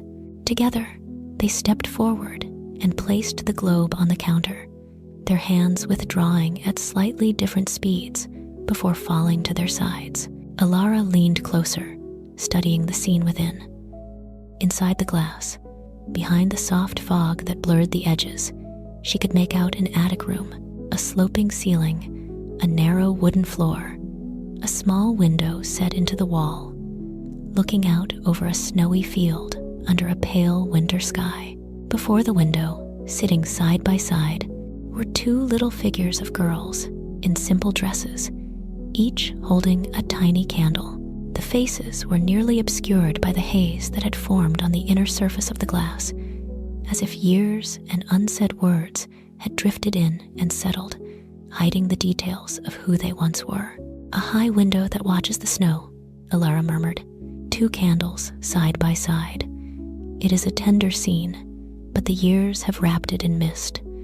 She straightened slowly, letting her gaze rest, calm and steady, on the sisters. "Would you like to tell me its story?" For a moment, neither woman spoke. Then the one in gray cleared her throat softly. "Our mother kept it on the top shelf in her bedroom," she said, her voice gentler, carrying traces of softness that had not quite worn away. She would lift it down only on certain nights, for snow, holidays, days when the house felt too heavy. She said it was the attic of our hearts, which I never quite understood. The one in green glanced at her and added, her tone quieter now, "She had it made when we were children. She said we spent all our best winters up there, watching the snow, telling secrets, making plans we never wrote down. After she was gone, the globe came to me. I was the older one. It seemed natural. The sister in gray shifted slightly, her hands tightening and then relaxing around the edge of her scarf. Natural, she echoed, but there was no sharpness in her voice, only a mild, tired sadness. I moved away. The globe stayed here with you. It fogged, you said, over the years. You told me that on the phone. I told you to send it to me instead. You told me it was too fragile to travel, so we brought it together now. Her eyes moved to Alara. We thought, perhaps if the mist could be cleared, if we could see the girls in the attic again, we might remember something other than how the house felt in the end. Alara listened to these overlapping threads of explanation, feeling the subtle push and pull of their voices, the way they circled around something deeper. Grief often fogs the glass, she said softly, and so do words left unsaid between those who once shared a window. But what is covered can sometimes be gently unveiled. She lifted the globe with both hands, feeling its familiar weight, and carried it to the workbench by the window, where the pale evening light brushed over the wood in a soft, silver wash. The sisters followed, standing side by side now, though still with that faint, careful distance between them. She set the globe down and studied it more closely. The haze on the inside of the glass seemed to be a mixture of very fine residue and tiny bubbles in the liquid, as if time had exhaled slowly into the little world and then remained. The figures of the two girls sat close together, shoulders almost touching, their candles unlit, their faces turned toward the snowy field beyond the window. Even blurred, Alara sensed a warmth in the way they leaned toward each other, a shared quiet, a companionship so natural it needed no words. When did it begin to fog? Alara asked, her tone light and unthreatening. The sister in green took a breath, exhaled, and answered. Shortly after the funeral, she said. At first, it was only a thin ring at the base. I told myself it was nothing. Then it crept higher. I tried to clean it from the outside, but of course that did nothing. I thought perhaps it was simply old, but it did not fog while our mother was alive. It stayed clear for years. The sister in gray looked down at her hands, then out at the window in the tiny attic scene. We stopped going to the real attic, she said quietly. After we had to clear the house, I couldn't bear to climb the stairs again. She went once more, alone. I stayed in the kitchen. We argued about small things. You remember? She turned her head slightly toward her sister. The one in green nodded, her expression softening.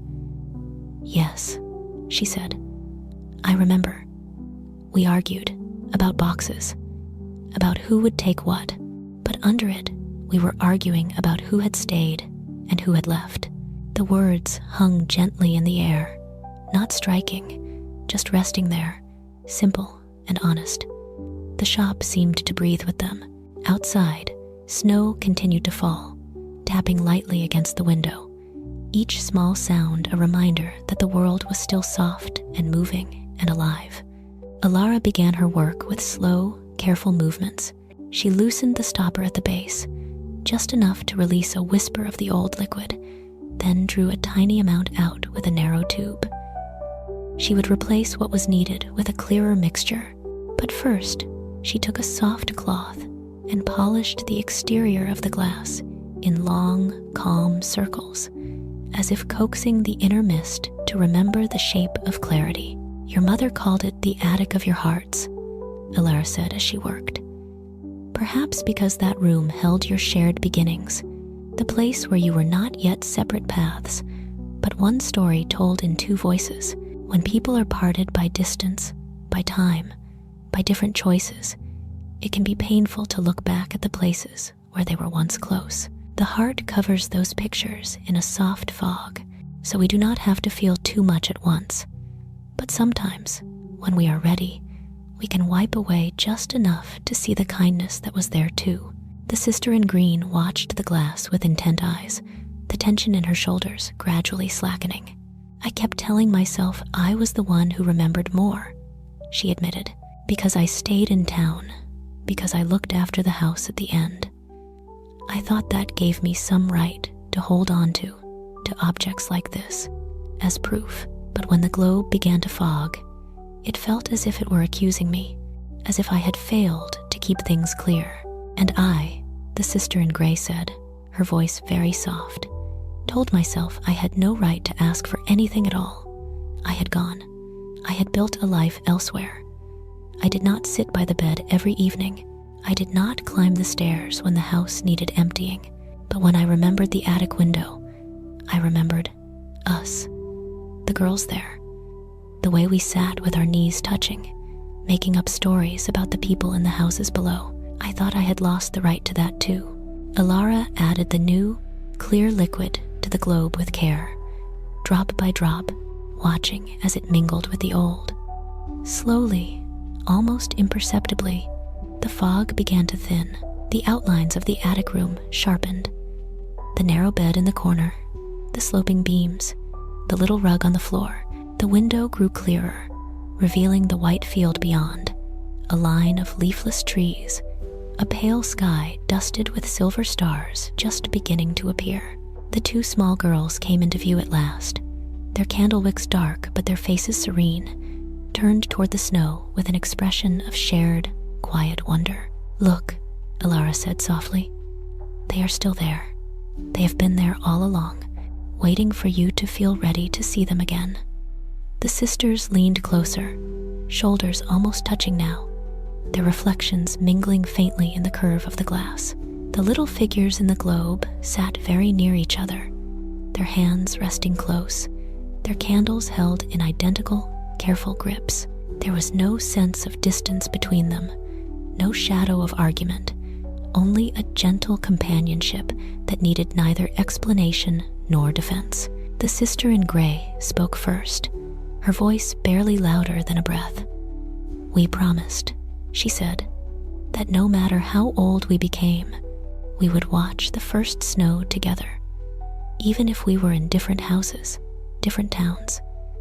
We said we would think of the attic window and of each other every time the sky turned white."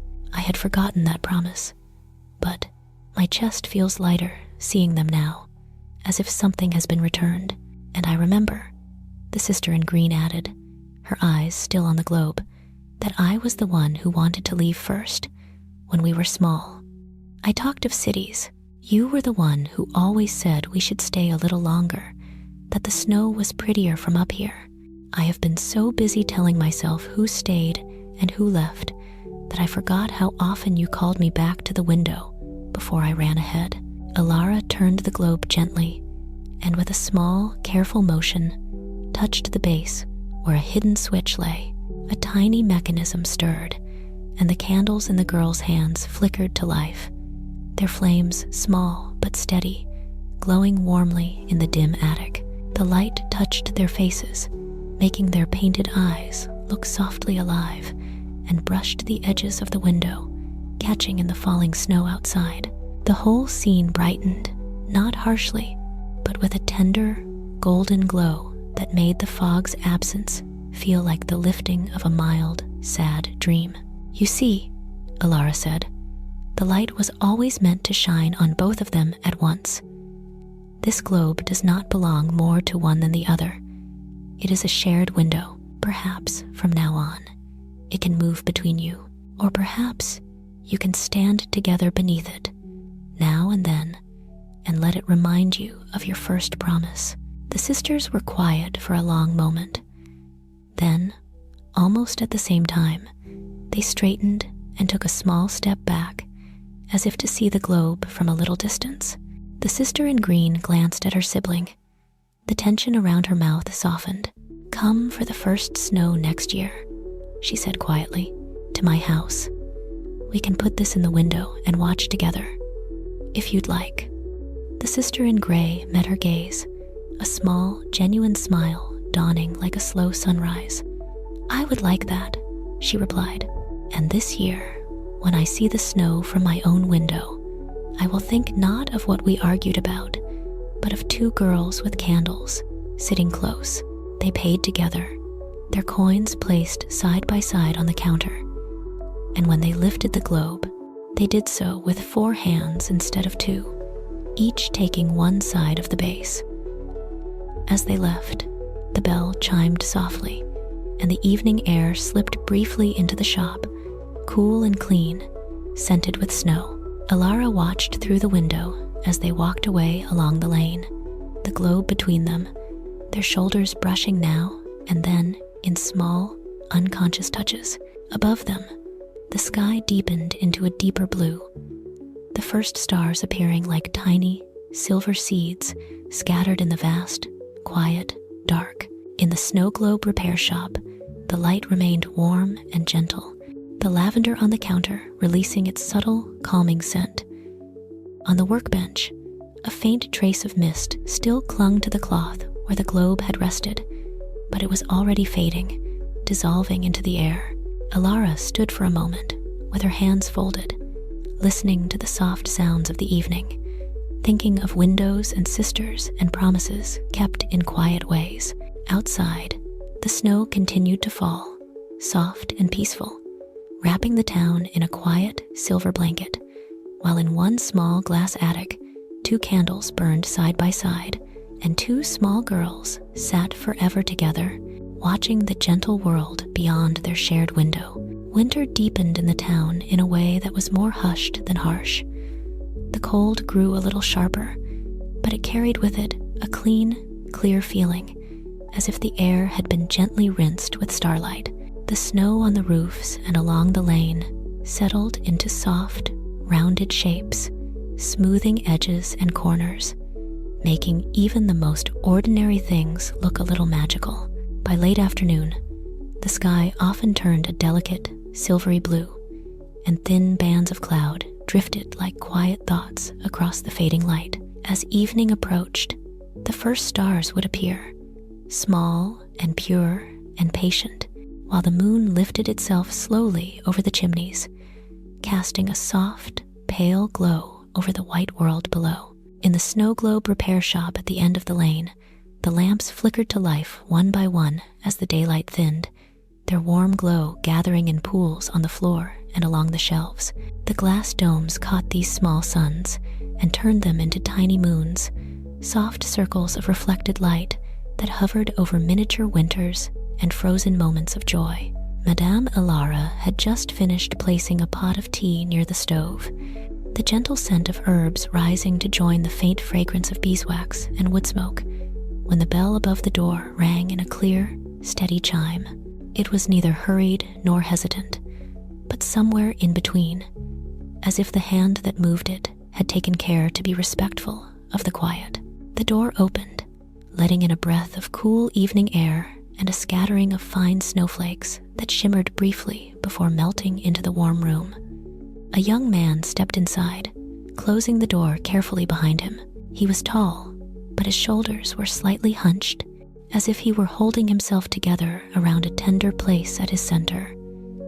His hair was dark and somewhat disordered, as though he had been running his fingers through it without noticing. His coat was buttoned, but not perfectly. One button was skipped, leaving a small, crooked gap where the cold might slip in. In his arms, held with both hands and with a care that bordered on reverence, he carried a snow globe wrapped in a soft scarf. "Good evening," Alara said, her voice as calm and gentle as the lamplight. Come in. You and your winter world look as though you have traveled a long path together." The young man managed a faint smile that faded almost as soon as it appeared, but he nodded in thanks and stepped fully into the shop's warmth. He paused for a moment, letting his eyes adjust to the softer light, then approached the counter and began to unwrap the scarf with deliberate, almost ceremonial slowness, as if each fold and loosened knot were a step in a small, important ritual. When at last the scarf had slipped away, the snow globe appeared, resting in his palms. It was round and clear, but a fine web of cracks radiated from one side, like the delicate pattern of ice that forms on a pond in the first deep frost. Inside the glass, beneath a sky painted in soft twilight blues, stood a park bench beneath a tall tree whose bare winter branches were dusted with silver leaves. The bench was simple, wooden, and gently curved, the kind of bench that invited quiet conversations and long, peaceful silences. Snow lay around it in a smooth, unbroken blanket, interrupted only by the faint suggestion of footsteps that led to the bench and then stopped. The silver leaves in the tree seemed to catch a light that was not quite there, shimmering softly even in the stillness. Alara looked closely, her gray eyes reflecting the tiny scene. "A winter tree with silver leaves," she murmured, "and a bench that waits. This looks like a place where someone once sat and listened to the world." The young man drew in a slow breath, as if steadying himself. "It's a copy of the park in my neighborhood," he said, his voice low but clear.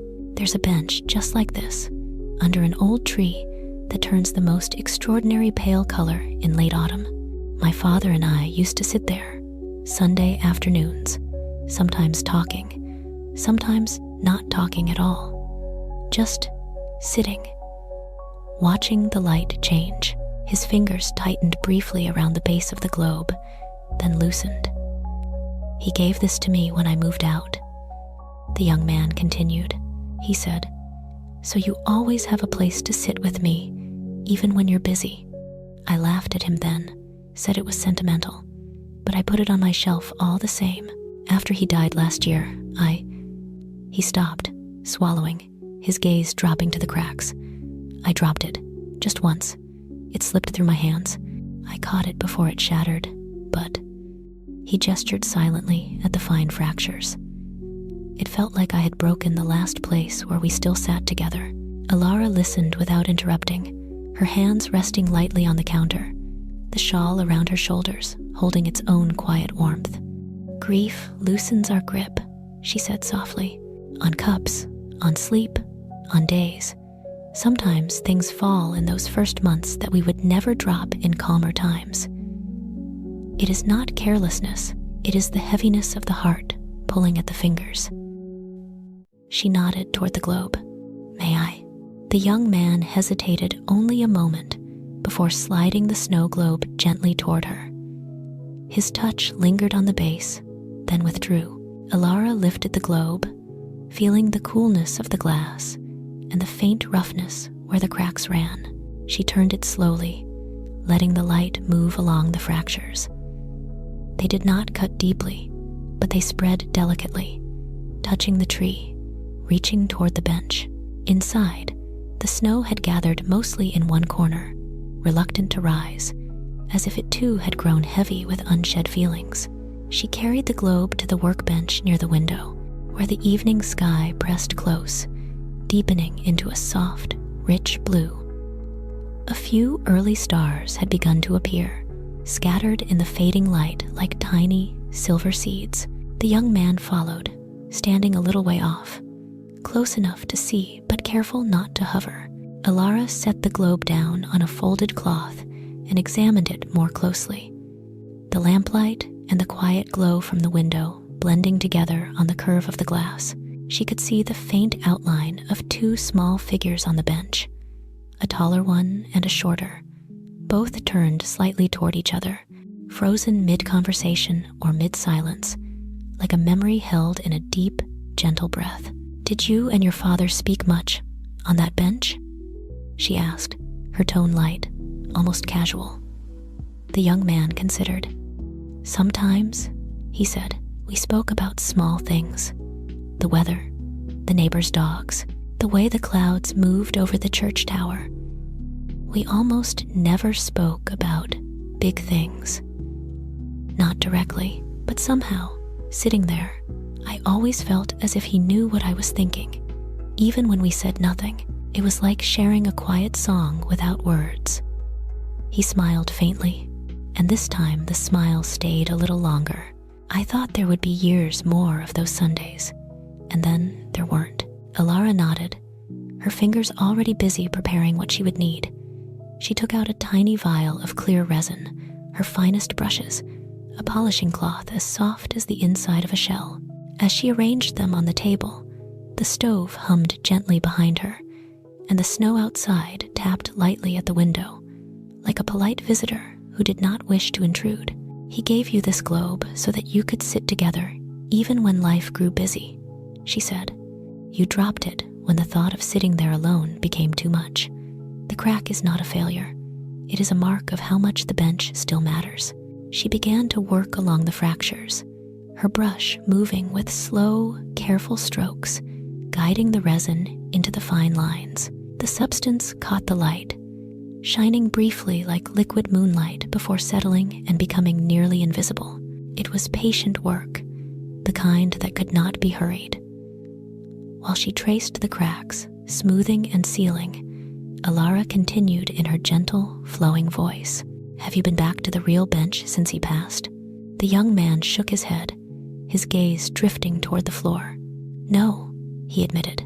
"I walk past the park sometimes, but I take the other path. I tell myself it's just to save time, but I know why. I don't want to see it empty. I'm afraid I'll sit down and feel something break again, or that I'll sit and feel nothing at all, and that would be worse." His words were calm, but beneath them lay the soft ache of someone who had been holding his grief very carefully, afraid to let it spill in any direction. Alara's hands moved steadily, the brush gliding along the final branch of the crack. "Sometimes," she said, "we think that going back to a shared place will show us only absence, but places remember presence. The bench may look empty, but it also remembers every time you and your father sat there. Every conversation, every shared silence. The tree remembers the shape of your shoulders. The wind remembers the sound of his laugh. When you sit there again, you do not sit in emptiness. You sit with all those layers of time resting gently around you." She finished sealing the cracks and took up the soft cloth, polishing the glass in long, soothing circles. Slowly, the spiderweb lines seemed to fade until they were little more than faint whispers in the glass, barely visible unless one knew where to look. The bench and the silver tree inside came into sharper view, their details clearer. The two small figures on the bench looked calm, their heads inclined slightly toward one another, as if listening to the same quiet wind. Alara tilted the globe and gave it a gentle shake. This time, the snow rose obediently, lifting off from its corner and swirling upward in a soft, white drift. The flakes turned and tumbled in slow, peaceful spirals around the bench and tree, settling on the silver leaves and the wooden slats, softening every line with a tender veil. The sky above seemed to brighten in response, the painted twilight deepening into a richer blue, the suggestion of distant stars glimmering faintly in the tiny sky. "There," Alara murmured. "The winter has remembered how to fall softly." She turned the small key in the base, and a gentle melody rose from within, slow and simple, like a tune hummed under one's breath while walking through a quiet park. The notes moved with an easy, rocking rhythm, reminiscent of footsteps on a gravel path, of a heart that had been aching and was now willing to rest a little. The young man stepped closer, his eyes fixed on the globe. The fine cracks were all but gone, replaced by a smooth, clear curve that cradled the scene like a calm, deep breath. He watched the snow drift down around the bench, watched it settle on the shoulders of the two small figures, on the branches of the silver tree, on the ground where the faint footprints vanished into white. His face softened, the tightness around his mouth easing, as if some inner knot had loosened by a small but important degree. "I can almost feel the cold air," he said quietly, "the way it used to nip at our noses while we talked, the way the sky grew darker behind the tree while the street lamps came on, one by one." He paused, then added in a voice that trembled only a little, "I think I've been holding my grief like a stone. Heavy, hard, but looking at this, it feels more like snow now. Still cold, still real, but softer. Something that falls and touches, and then melts into the ground." Alara smiled, a slow, kind smile that warmed the space between them. "Snow is a gentle weight," she said. "It covers without crushing. It asks us to walk more slowly, more carefully. Grief can be like that, too. It invites us to move with more tenderness through our days. Your father's love was not a stone. It was a bench beneath a tree, a habit of quiet companionship, a winter shared. Let your grief remember that softness." He nodded, taking a deeper breath than he had since entering, as if the air itself had changed texture. When Alara slid the globe slightly toward him, he reached out and took it in both hands, holding it with the same care as before, but with a little more steadiness. The glass felt smooth and cool against his palms, and the faint warmth of the shop light glowed in the curve, mingling with the painted twilight inside. "Will you go back?" Alara asked gently. "To the real bench, I mean. Not tonight, perhaps, but when the snow has settled, or when the first buds appear." The young man looked down at the tiny bench beneath the silver tree, then lifted his gaze to the window, where snowflakes traced lazy paths against the darkening sky. After a moment, he nodded. "Yes," he said, "I think I will. I'll bring this with me in my mind. I'll sit where we used to sit, and I'll let the memories come, whatever shape they take. I'll tell him out loud, maybe that I miss those Sundays, that I am grateful for them, that I'm still learning how to sit with myself." "That will be a good conversation," Alara replied. "The bench will be glad to hear it, and the tree and the sky, and your father, wherever he rests, will feel the warmth of your words like a scarf around his shoulders." Her tone carried no grand promise, only a gentle, steady assurance, as peaceful as the snow drifting through the lamplight.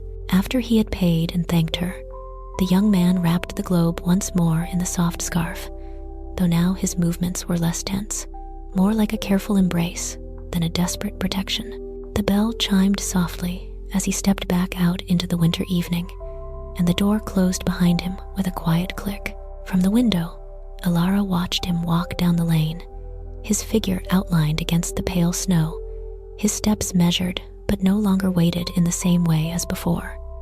Above him, the moon shone softly, and the branches of a distant tree, traced with frost, glimmered like silver. In the shop, the warmth remained, wrapping itself around the shelves and the little worlds of glass. On the workbench, a faint trace of resin shimmered in the lamplight before drying clear, like a last, small echo of the cracks that had been healed. Alara poured herself a cup of the now steeped tea and stood for a moment by the window, watching the snow fall, listening to the quiet song of the night. Somewhere, she knew, a park bench beneath a silver tree waited patiently under its own soft covering of snow, ready one day soon to welcome a young man who would sit, breathe, remember, and perhaps begin, gently, to rest.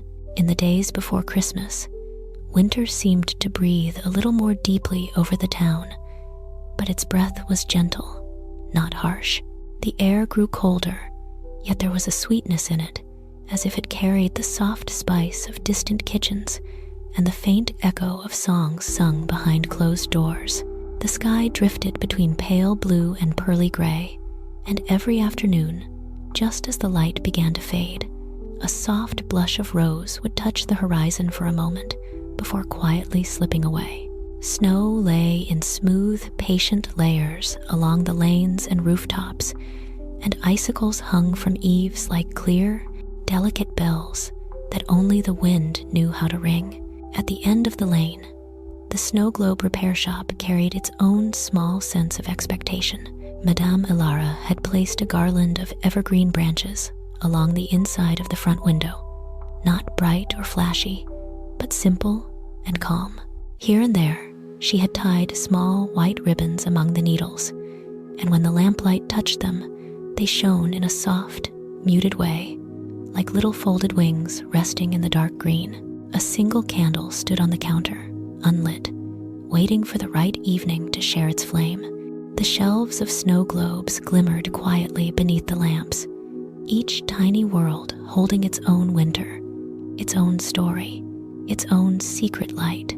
The bell above the door rang earlier than usual that afternoon, its sound surprisingly high and clear, like a note from a small silver flute.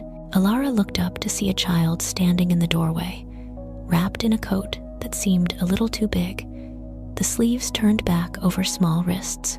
Snowflakes clung to the child's knit hat and scarf, scattering as the child stepped inside and closed the door with an effort that spoke of careful manners. Behind the child, the sky outside had begun to slip toward dusk, the pale blue deepening, the first faint hint of evening stars waiting, still invisible, above the clouds. In the child's arms rested a snow globe, held close against the chest with both hands. It was not wrapped or protected, but there was such carefulness in the way the child held it that no other covering seemed necessary. Alara noticed at once that the child's eyes were wide and serious, with that particular mixture of bravery and worry that only belongs to young hearts trying to be strong. She smiled gently, her voice warm and quiet. "Welcome," she said. "You and your little world look as though you have come through some deep snow together." The child nodded, a quick, small motion, and approached the counter. Up close, Alara could see that the child's cheeks were flushed from the cold, and perhaps from some inner effort as well. The snow globe was placed carefully on the counter, and small fingers lingered on its base for a moment before withdrawing. Inside the glass, a tiny living room waited. A sofa, a small table, a fireplace with tiny logs, a window with painted curtains, and a hint of a tree in the corner, its branches bare, as if waiting for decorations. But the fireplace was dark, the hearth cold. No lights glowed along the tree. Even the snow inside seemed hesitant, hanging in the air in little clusters when the globe was tilted, as though unsure whether it ought to fall. Alara leaned closer, her gray eyes taking in the details with gentle attention. "This is a very quiet room," she murmured. "A winter evening, waiting to be warm. The fireplace looks as though it remembers how to glow, but has forgotten the way for a while." She lifted her gaze to the child. "Will you tell me about it?" The child took a breath, not quite a sigh, but close, and spoke in a small, steady voice. "It's supposed to be our living room," they said. "My parents had it made when I was little. They said it could be our Christmas room in a snowflake. When I was younger, we always decorated, lights and garlands and music and cookies and everything. We used to wind the globe on Christmas Eve, and the fireplace would light up inside, and little specks would sparkle on the tree. It made me feel safe, like no matter what, we would always have that light." Alara listened, her hands resting softly on the counter, inviting more without pressure. The child went on, the words coming a little faster now, like a small stream that had been blocked and was beginning to flow again. "This year is different," they said. "My parents are tired. They come home late. They say we'll do something small, but they don't take the boxes out yet. They say Christmas can be quiet, and that's all right. But when I look at the room, it just feels empty. I tried to turn on the snow globe last night, but the fireplace didn't light. Nothing lit. It just sat there in the dark. It made the real room feel even darker. I don't want Christmas to vanish." The last words trembled, but no tears fell. The child stood very straight, as if determined to stay composed in this strange, safe little shop. Alara let a moment of silence rest between them, a quiet, soft as falling snow, then nodded slowly. "Sometimes," she said, "when the grown-ups are very tired, their light does not go away. It only moves deeper inside, where it is harder for them to see it. The rooms feel quiet, the rituals seem to fade, but the wish for warmth is still there. Your snow globe has felt that deep tiredness and has gone a bit dim in sympathy. Let us see if we can coax its light back. Perhaps it will show your parents the way." She lifted the globe with practiced care and carried it to the workbench near the window. The child followed, standing close, small hands gripping the edge of the table as if it were a railing on a ship. Outside, dusk continued to deepen, painting the sky in gentle layers of blue, lilac, and silver. The first true stars began to glint above the rooftops, very faint at first, then clearer, like quiet eyes opening in the dark. The snow, which had paused for a while, started to fall again in fine, delicate flakes that drifted past the window with a peaceful, unhurried grace. Alara set the globe down on a folded cloth and examined the base. There was a small, hidden switch and the faint suggestion of wires leading to tiny bulbs in the fireplace and on the tree. She pressed the switch. For a moment, nothing happened. Then there was a brief, tired glow in the hearth, a weak orange flicker that faded almost at once, leaving the miniature room in shadow once more. The child drew in a quick breath, but said nothing. Alara nodded, unsurprised. "The lights are trying," she said softly. "They are simply a little worn out. They have been asked to hold a great deal of hope, and they need some help." She found the tiniest screws, loosened the base, and lifted it with calm, delicate fingers. Inside, the wiring showed its age, a bit of dust, a loose contact, a battery that had given almost all it could. It was not broken, only tired, just as she had said. As she cleaned and adjusted, she kept her voice low and soothing. "Tell me," she said, "what would you wish for this year? If Christmas did not have to be big to be real, if it did not have to be loud to be true?"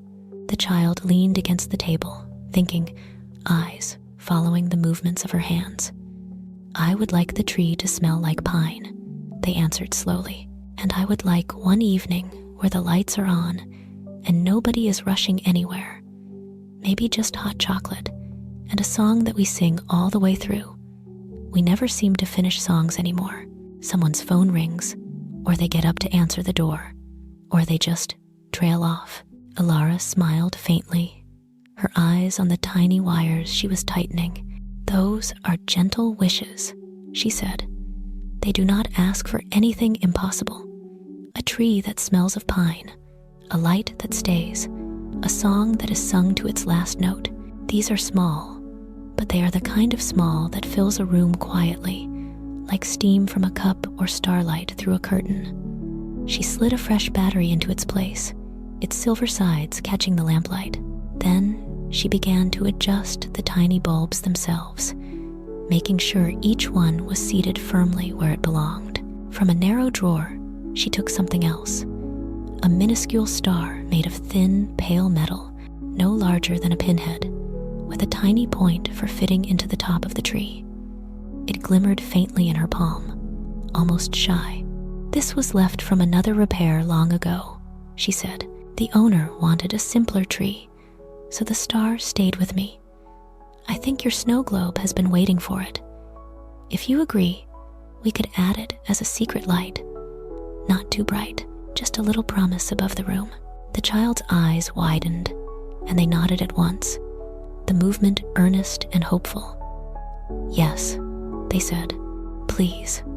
Alara's fingers moved with great care as she opened the dome just enough to place the tiny star on the tip of the painted tree, securing it so delicately that it seemed almost to have grown there. She closed the globe again, sealed it, and wiped the glass in slow, circular motions until it shone with a gentle clarity. Inside, the room looked the same at first glance.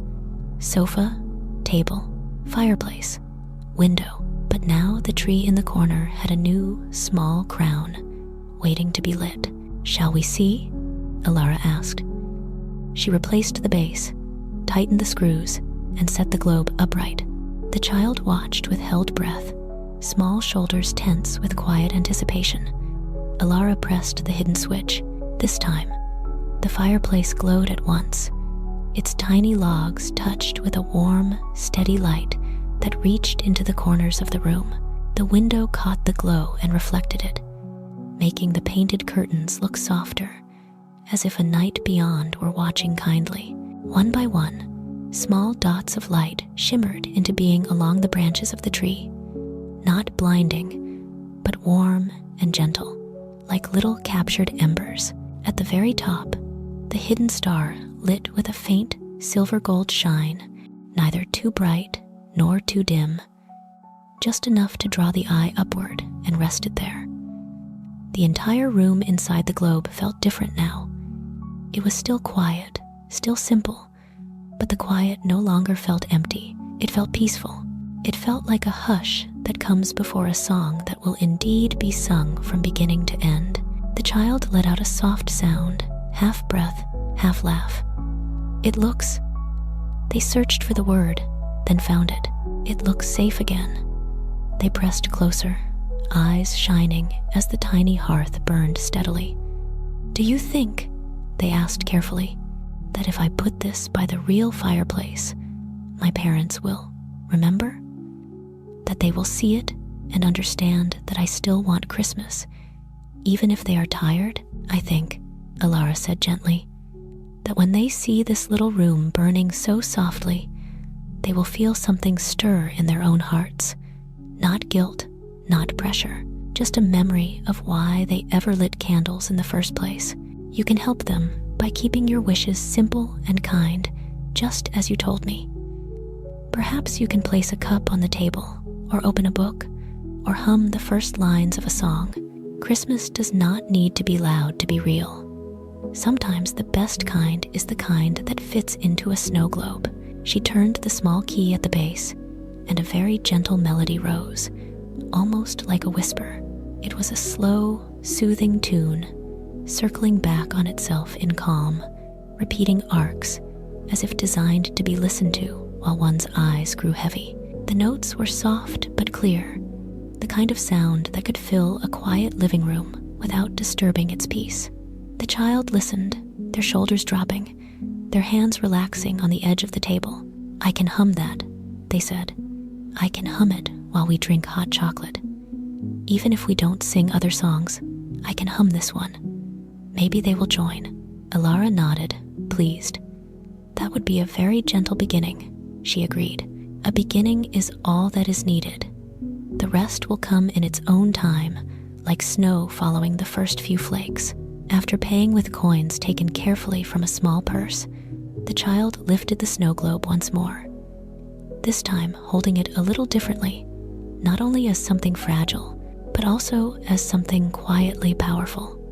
At the door, the child paused and looked back. Thank you, they said, voice small but steady.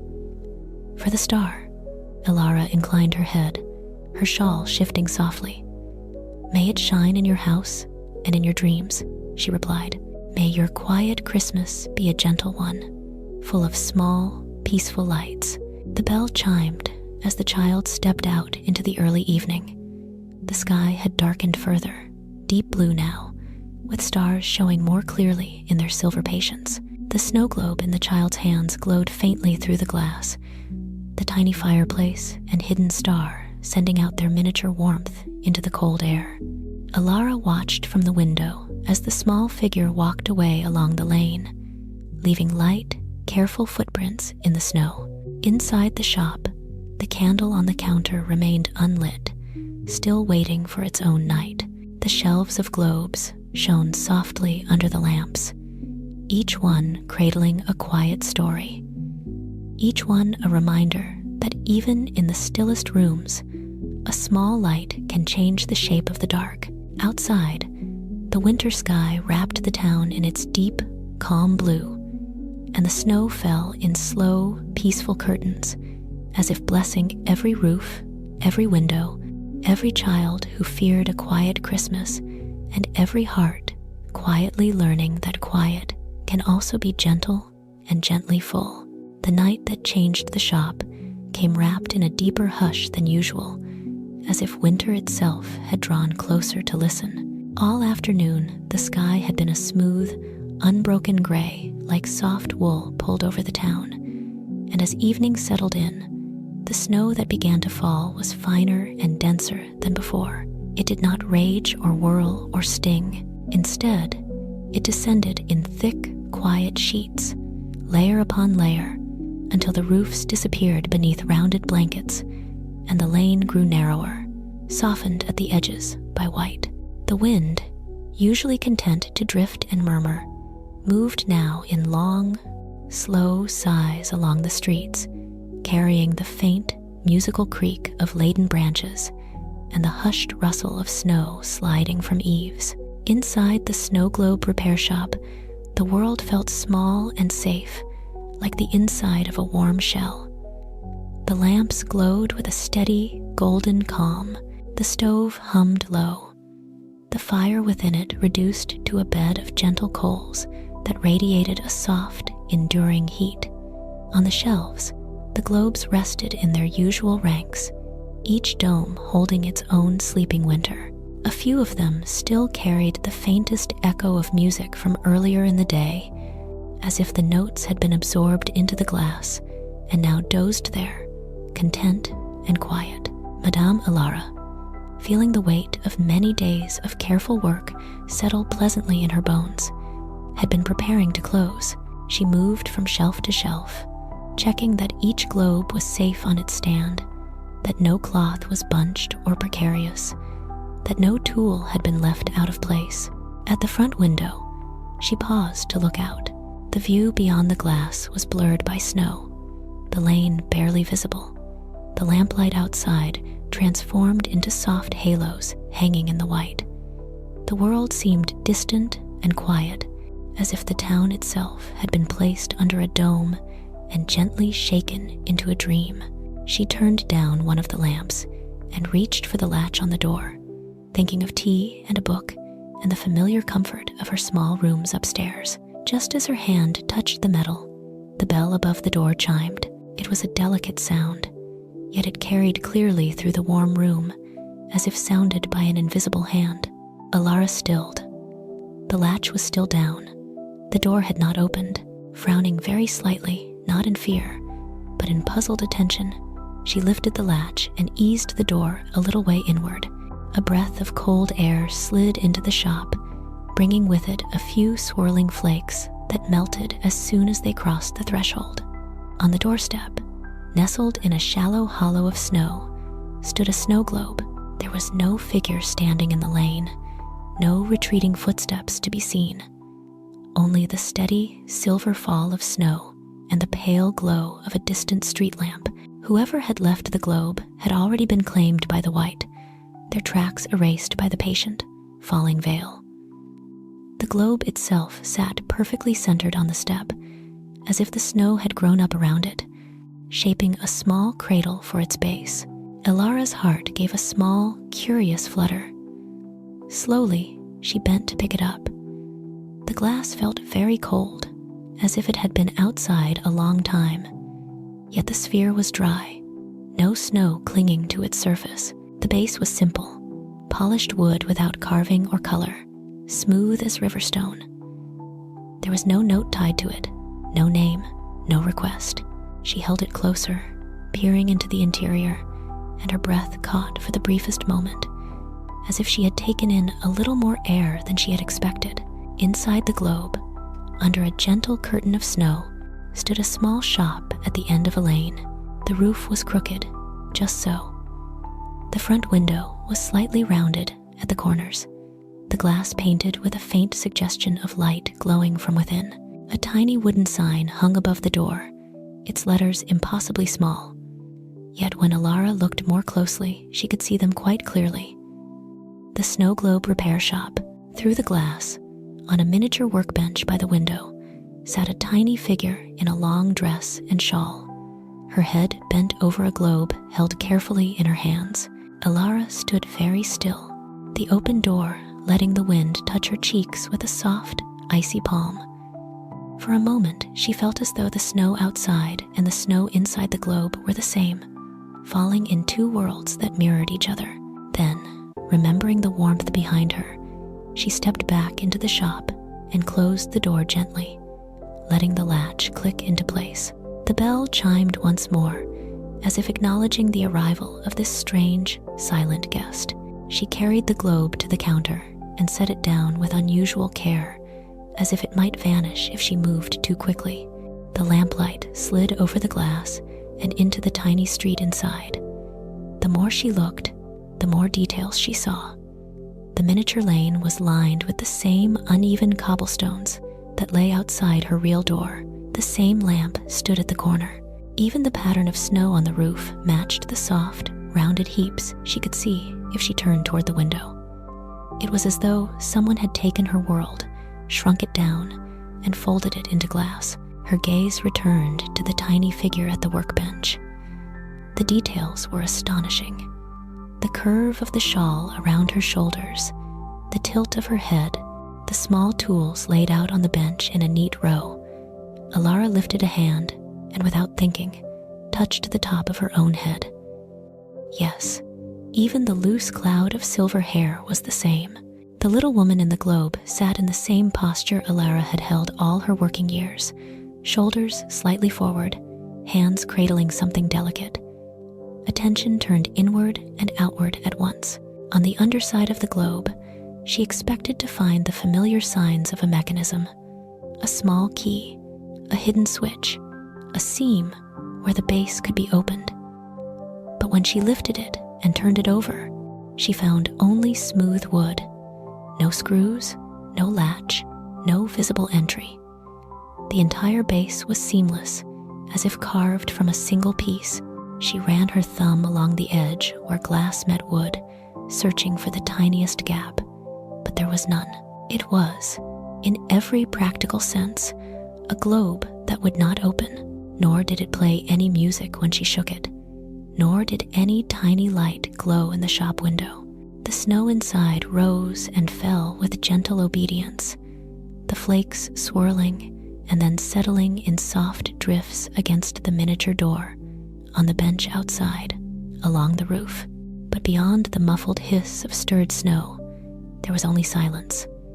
A complete, gathered stillness, like the hush at the center of a deep breath. For the first time in many years, Alara felt a prickle of unease, not sharp enough to be fear, but enough to make her draw the shawl closer around her shoulders. All the globes that had passed through her hands had come with a story and a request. A cracked house, a silent square, a dim lighthouse, a fogged window, a broken bench, a dark room. Each one had been placed in her care by someone whose eyes carried their own quiet storm. But this one had arrived alone, by no visible hand, bearing her own world under its dome. She lifted it again and carried it to the workbench by the window, where the night pressed gently against the glass, stars hidden behind the falling snow. The stove's warmth reached her back, and the lamp at her side bathed the tiny lane in a golden glow. She set the globe down and sat opposite it, so that the miniature Alara sat across from her, both of them at their benches, both of them holding silent spheres. The symmetry made her smile, a small, wry curve of the lips that did not quite dispel the odd, delicate tension in the room. "Who sent you?" she asked softly, though she knew the glass would not answer.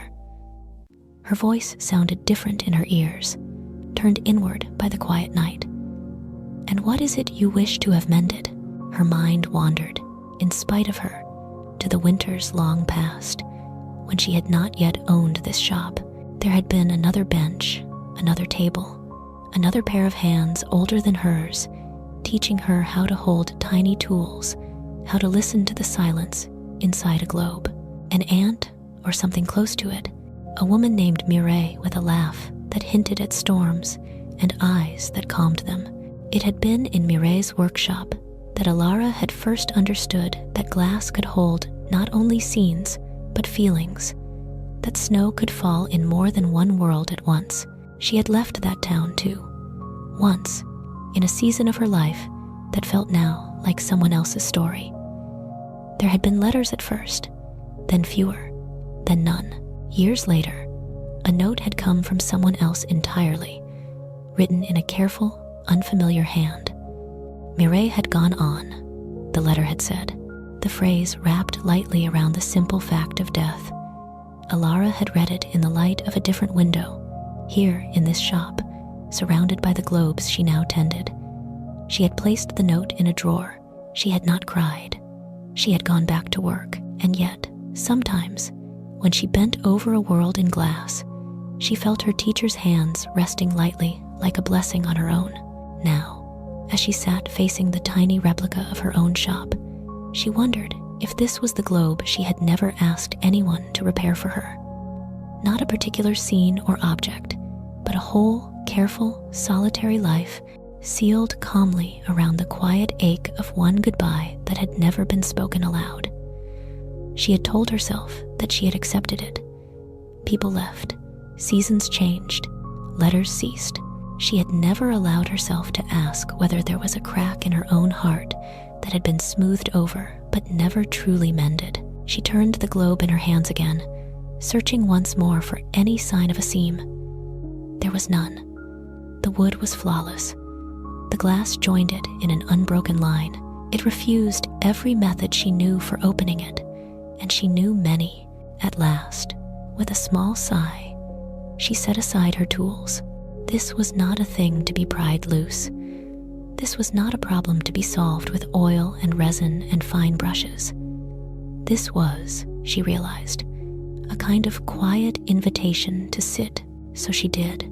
She sat with the globe as she would sit with a tired customer, hands folded, face soft, breath even. She watched the snow inside drift down over the miniature door, over the tiny window where a little version of herself sat bent at her bench. She listened to the silence it held, a silence that was not empty, but full of all the words she had spoken to others and had never spoken to herself. Gentle words, patient words, forgiving words. "You have done well," she murmured after a long while, not sure whether she was speaking to Mireille, to the little Alara in glass, or to the woman who sat in the warm, lamplit room. "You have held so many stories. You have stitched so many winters back together. It is all right if some part of you is tired. It is all right to miss what you did not get to say." Outside, the snowfall thinned, and a few stars began to appear, faint pricks of silver behind the drifting veil. The shop felt very still, yet not alone. Alara closed her eyes and allowed herself to remember, not rushing, not searching, simply letting images rise and fall like slow flakes in a globe. Mireille's hands guiding a tiny key, the sound of her voice explaining how music boxes worked, the warmth of a mug pressed into young Alara's cold fingers. The day she had left, hurrying, excited, believing there would always be time to go back. "I am sorry I never returned," she whispered, the words falling into the quiet like tiny, clear bells. "I am grateful for all you put into my hands. I carry you here every day, in every snow I mend." The admission did not break her. It did not overwhelm the room. It passed through her like a small, soft wave, leaving behind a sense of something slightly lighter, as if a pane of frost had thinned on an inner window. When she opened her eyes, the globe on the table before her looked exactly the same. The shop inside was still, the tiny figure at the bench motionless. Yet, as she watched, very carefully, she thought she saw the faintest change, a glimmer, no more than the hint of a glimmer, in the painted window pane, a suggestion of light where there had been only shadow. Alara leaned closer, hardly daring to blink. The little shop within remained silent, but there was no denying it now. A thread of warmth had found its way into the tiny room, subtle as a first star in a gray sky. She turned the globe gently. The snow within rose and fell, slower this time, the flakes lingering in the air as if enjoying their journey. No music played, no light flared, no mechanism whirred, and yet the silence felt different, less like a sealed box, more like a deep, restful pool. She understood then that this was not a snow globe that needed to be opened. It was one that had come to show her that some things are mended not by taking them apart, but by sitting quietly beside them and letting kindness, for once, flow inward. With great care, she carried the globe to an empty spot on the highest shelf, directly across from the real front window. There she placed it, aligning the tiny painted shop door with the real one below, so that when the morning light came, it would touch both worlds at once. She stepped back and looked at it, a small, secret smile softening her face. "Very well," she said softly. "You may stay as you are. When I forget to be gentle with myself, you will remind me. When I feel alone, I will remember that somewhere, in another small world, I am being watched over by a woman at a workbench who learned to mend snow for me." Outside, the storm had quieted into a fine, drifting mist of flakes that sparkled faintly in the moonlight. The lane was empty and peaceful, the town wrapped in a deep, silver-blue sleep. Ilara turned down the lamps one by one, the shop growing dim and cozy until only a single low light by the stove remained, glowing like an ember. She climbed the stairs to her room, her steps slow but light, feeling, perhaps for the first time in many years, that some crack in her own winter had been gently acknowledged, if not entirely erased. On the high shelf, the snow globe that would not open sat quietly among its companions. Its glass caught the last trace of lamplight and the first faint shimmer of stars, holding them both in its curve. Inside, under the soft, endless fall of snow, a tiny shop at the end of a tiny lane rested in perfect stillness, its window touched by a delicate shine, as if a lamp had just been lit within for someone who, at last, was ready to come home to herself. Christmas Eve arrived not with trumpets or sudden brightness, but with a slow, tender deepening of winter's hush. All day, the sky had worn a soft, milky light, as if the sun had wrapped itself in thin clouds and was content to glow gently rather than shine. Snow had fallen in small, patient flurries, resting on roof tiles and window ledges, lining the branches of trees with delicate white. By late afternoon, the town seemed to move more quietly, as if even the busiest feet had softened their steps out of respect for the coming night. Doors opened and closed with less haste. Voices dropped to warmer tones. Lights bloomed one by one behind curtains, turning the streets into narrow valleys between houses with glowing, golden eyes. At the end of the familiar lane, the snow globe repair shop stood as it always had, its crooked roof lightly crowned in white, its window a steady square of soft, amber light. Tonight, however, there was a little extra care in the way its warmth spilled out onto the snow. Madame Ilara had placed a few evergreen sprigs in a small jar on the counter, their needles a gentle, deep green that held the quiet scent of the forest. The white ribbons in the window garland shone more softly than ever, like little resting feathers. On the shelves, the globes seemed to gleam with a secret contentment, as if they, too, knew what night it was and were ready to keep it gently. The shop was still open, though the town around it had begun to fold into evening. Ilara had decided, without quite deciding, that she would remain awake a little longer this night. She moved slowly through the room, her shawl wrapped warmly around her, her footsteps light on the worn floorboards. The lamps glowed in their frosted shades, casting round pools of golden light that made the glass domes shine. Outside, the sky darkened in layers, from pale blue to soft indigo to a rich, deep velvet, and the first stars began to appear, clear and patient, scattered like silver seeds across the night. The bell above the door chimed only now and then. There were no new broken worlds tonight, no urgent requests, only small visits that felt more like acknowledgments than needs. Near twilight, the middle-aged woman with the winter house returned, walking slowly down the lane with her scarf tucked neatly under her chin. She did not bring her globe. It sat now on her own windowsill, whole and peaceful. She stepped inside only long enough to wish Ilara a quiet Christmas and to say, in a soft voice, that she had baked bread that morning and thought of the warmth she had once known in her mother's kitchen. "I let myself remember the good," she said almost shyly. "It did not excuse the hard things, but it made the house gentler in my mind." Ilara smiled and nodded, as if the snow itself had reported this news to her already. Later, the retired music teacher passed by, his scarf tucked close, his hat pulled down against the cold.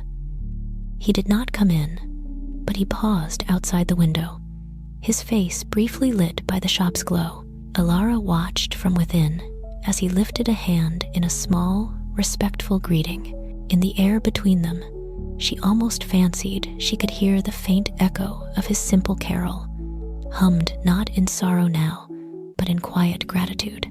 He moved on, his steps keeping time with some soft, inner rhythm, his village square globe surely resting on a small table at home, its carolers standing forever ready beneath their falling snow.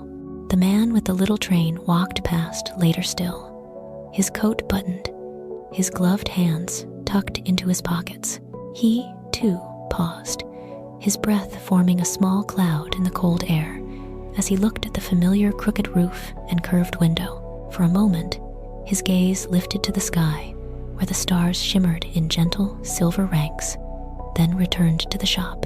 Alara knew, without needing him to say it, that a letter somewhere had been written and posted, and that its journey, like a winter train, was underway.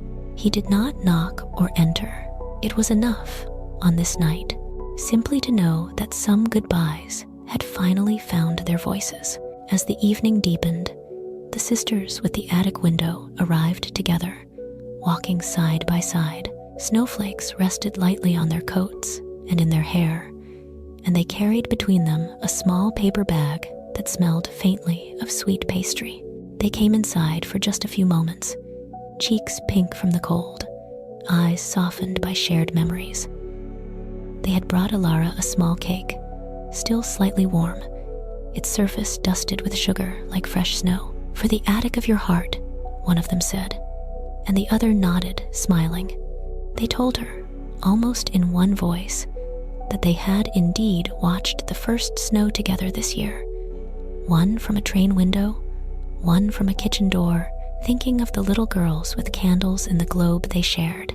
When they left, their shoulders brushed as they stepped out into the night, their laughter low and gentle, like the murmur of wind in eaves. The widowed woman with the lighthouse came next, only as far as the door. She did not open it, but pressed her gloved hand lightly against the glass and looked in, her face framed by the dark, star-sprinkled sky behind her. Around her throat, her scarf was tied more loosely now, as if her heart, too, had loosened a little. Alara lifted her hand in return, palm open, fingers relaxed. Between them, unseen but surely felt, somewhere a small lighthouse shone steadily on a bedside table, its tiny beam moving quietly over painted waves, guiding a solitary sleeper through the long, calm hours of the night. The young man with the silver tree and the bench beneath it walked down the lane just after the church bells had finished ringing. He carried no globe, only a small branch of evergreen in one hand. When he passed the shop, he stopped, his gaze drawn to the shelves inside where so many little worlds rested. Alara smiled at him through the glass, and he smiled back, a little shy but genuinely at ease. In his eyes, she could see the reflection of a park bench under real stars, and she knew, without asking, that he had gone back to sit there, alone but not abandoned, letting snow and memory fall gently around him. The child who had feared a quiet Christmas did not come in person, but as the evening drew nearer to midnight, a soft, pulsing glow appeared for a moment in the distance beyond the lane, as if a small, bright room had been opened for view and then gently closed again. Alara imagined a tiny tree with a secret star at its top, a fireplace glowing, a humble song hummed under someone's breath, while hands cupped warm mugs. Quiet could be lonely, she knew, but it could also be peaceful. Tonight, in at least one house, it was becoming the second. At last, when the town outside had settled into a deep, silver-blue stillness, and only a few lanterns still burned in far-off windows, Alara turned the shop sign to closed. She did not snuff all the lamps, however.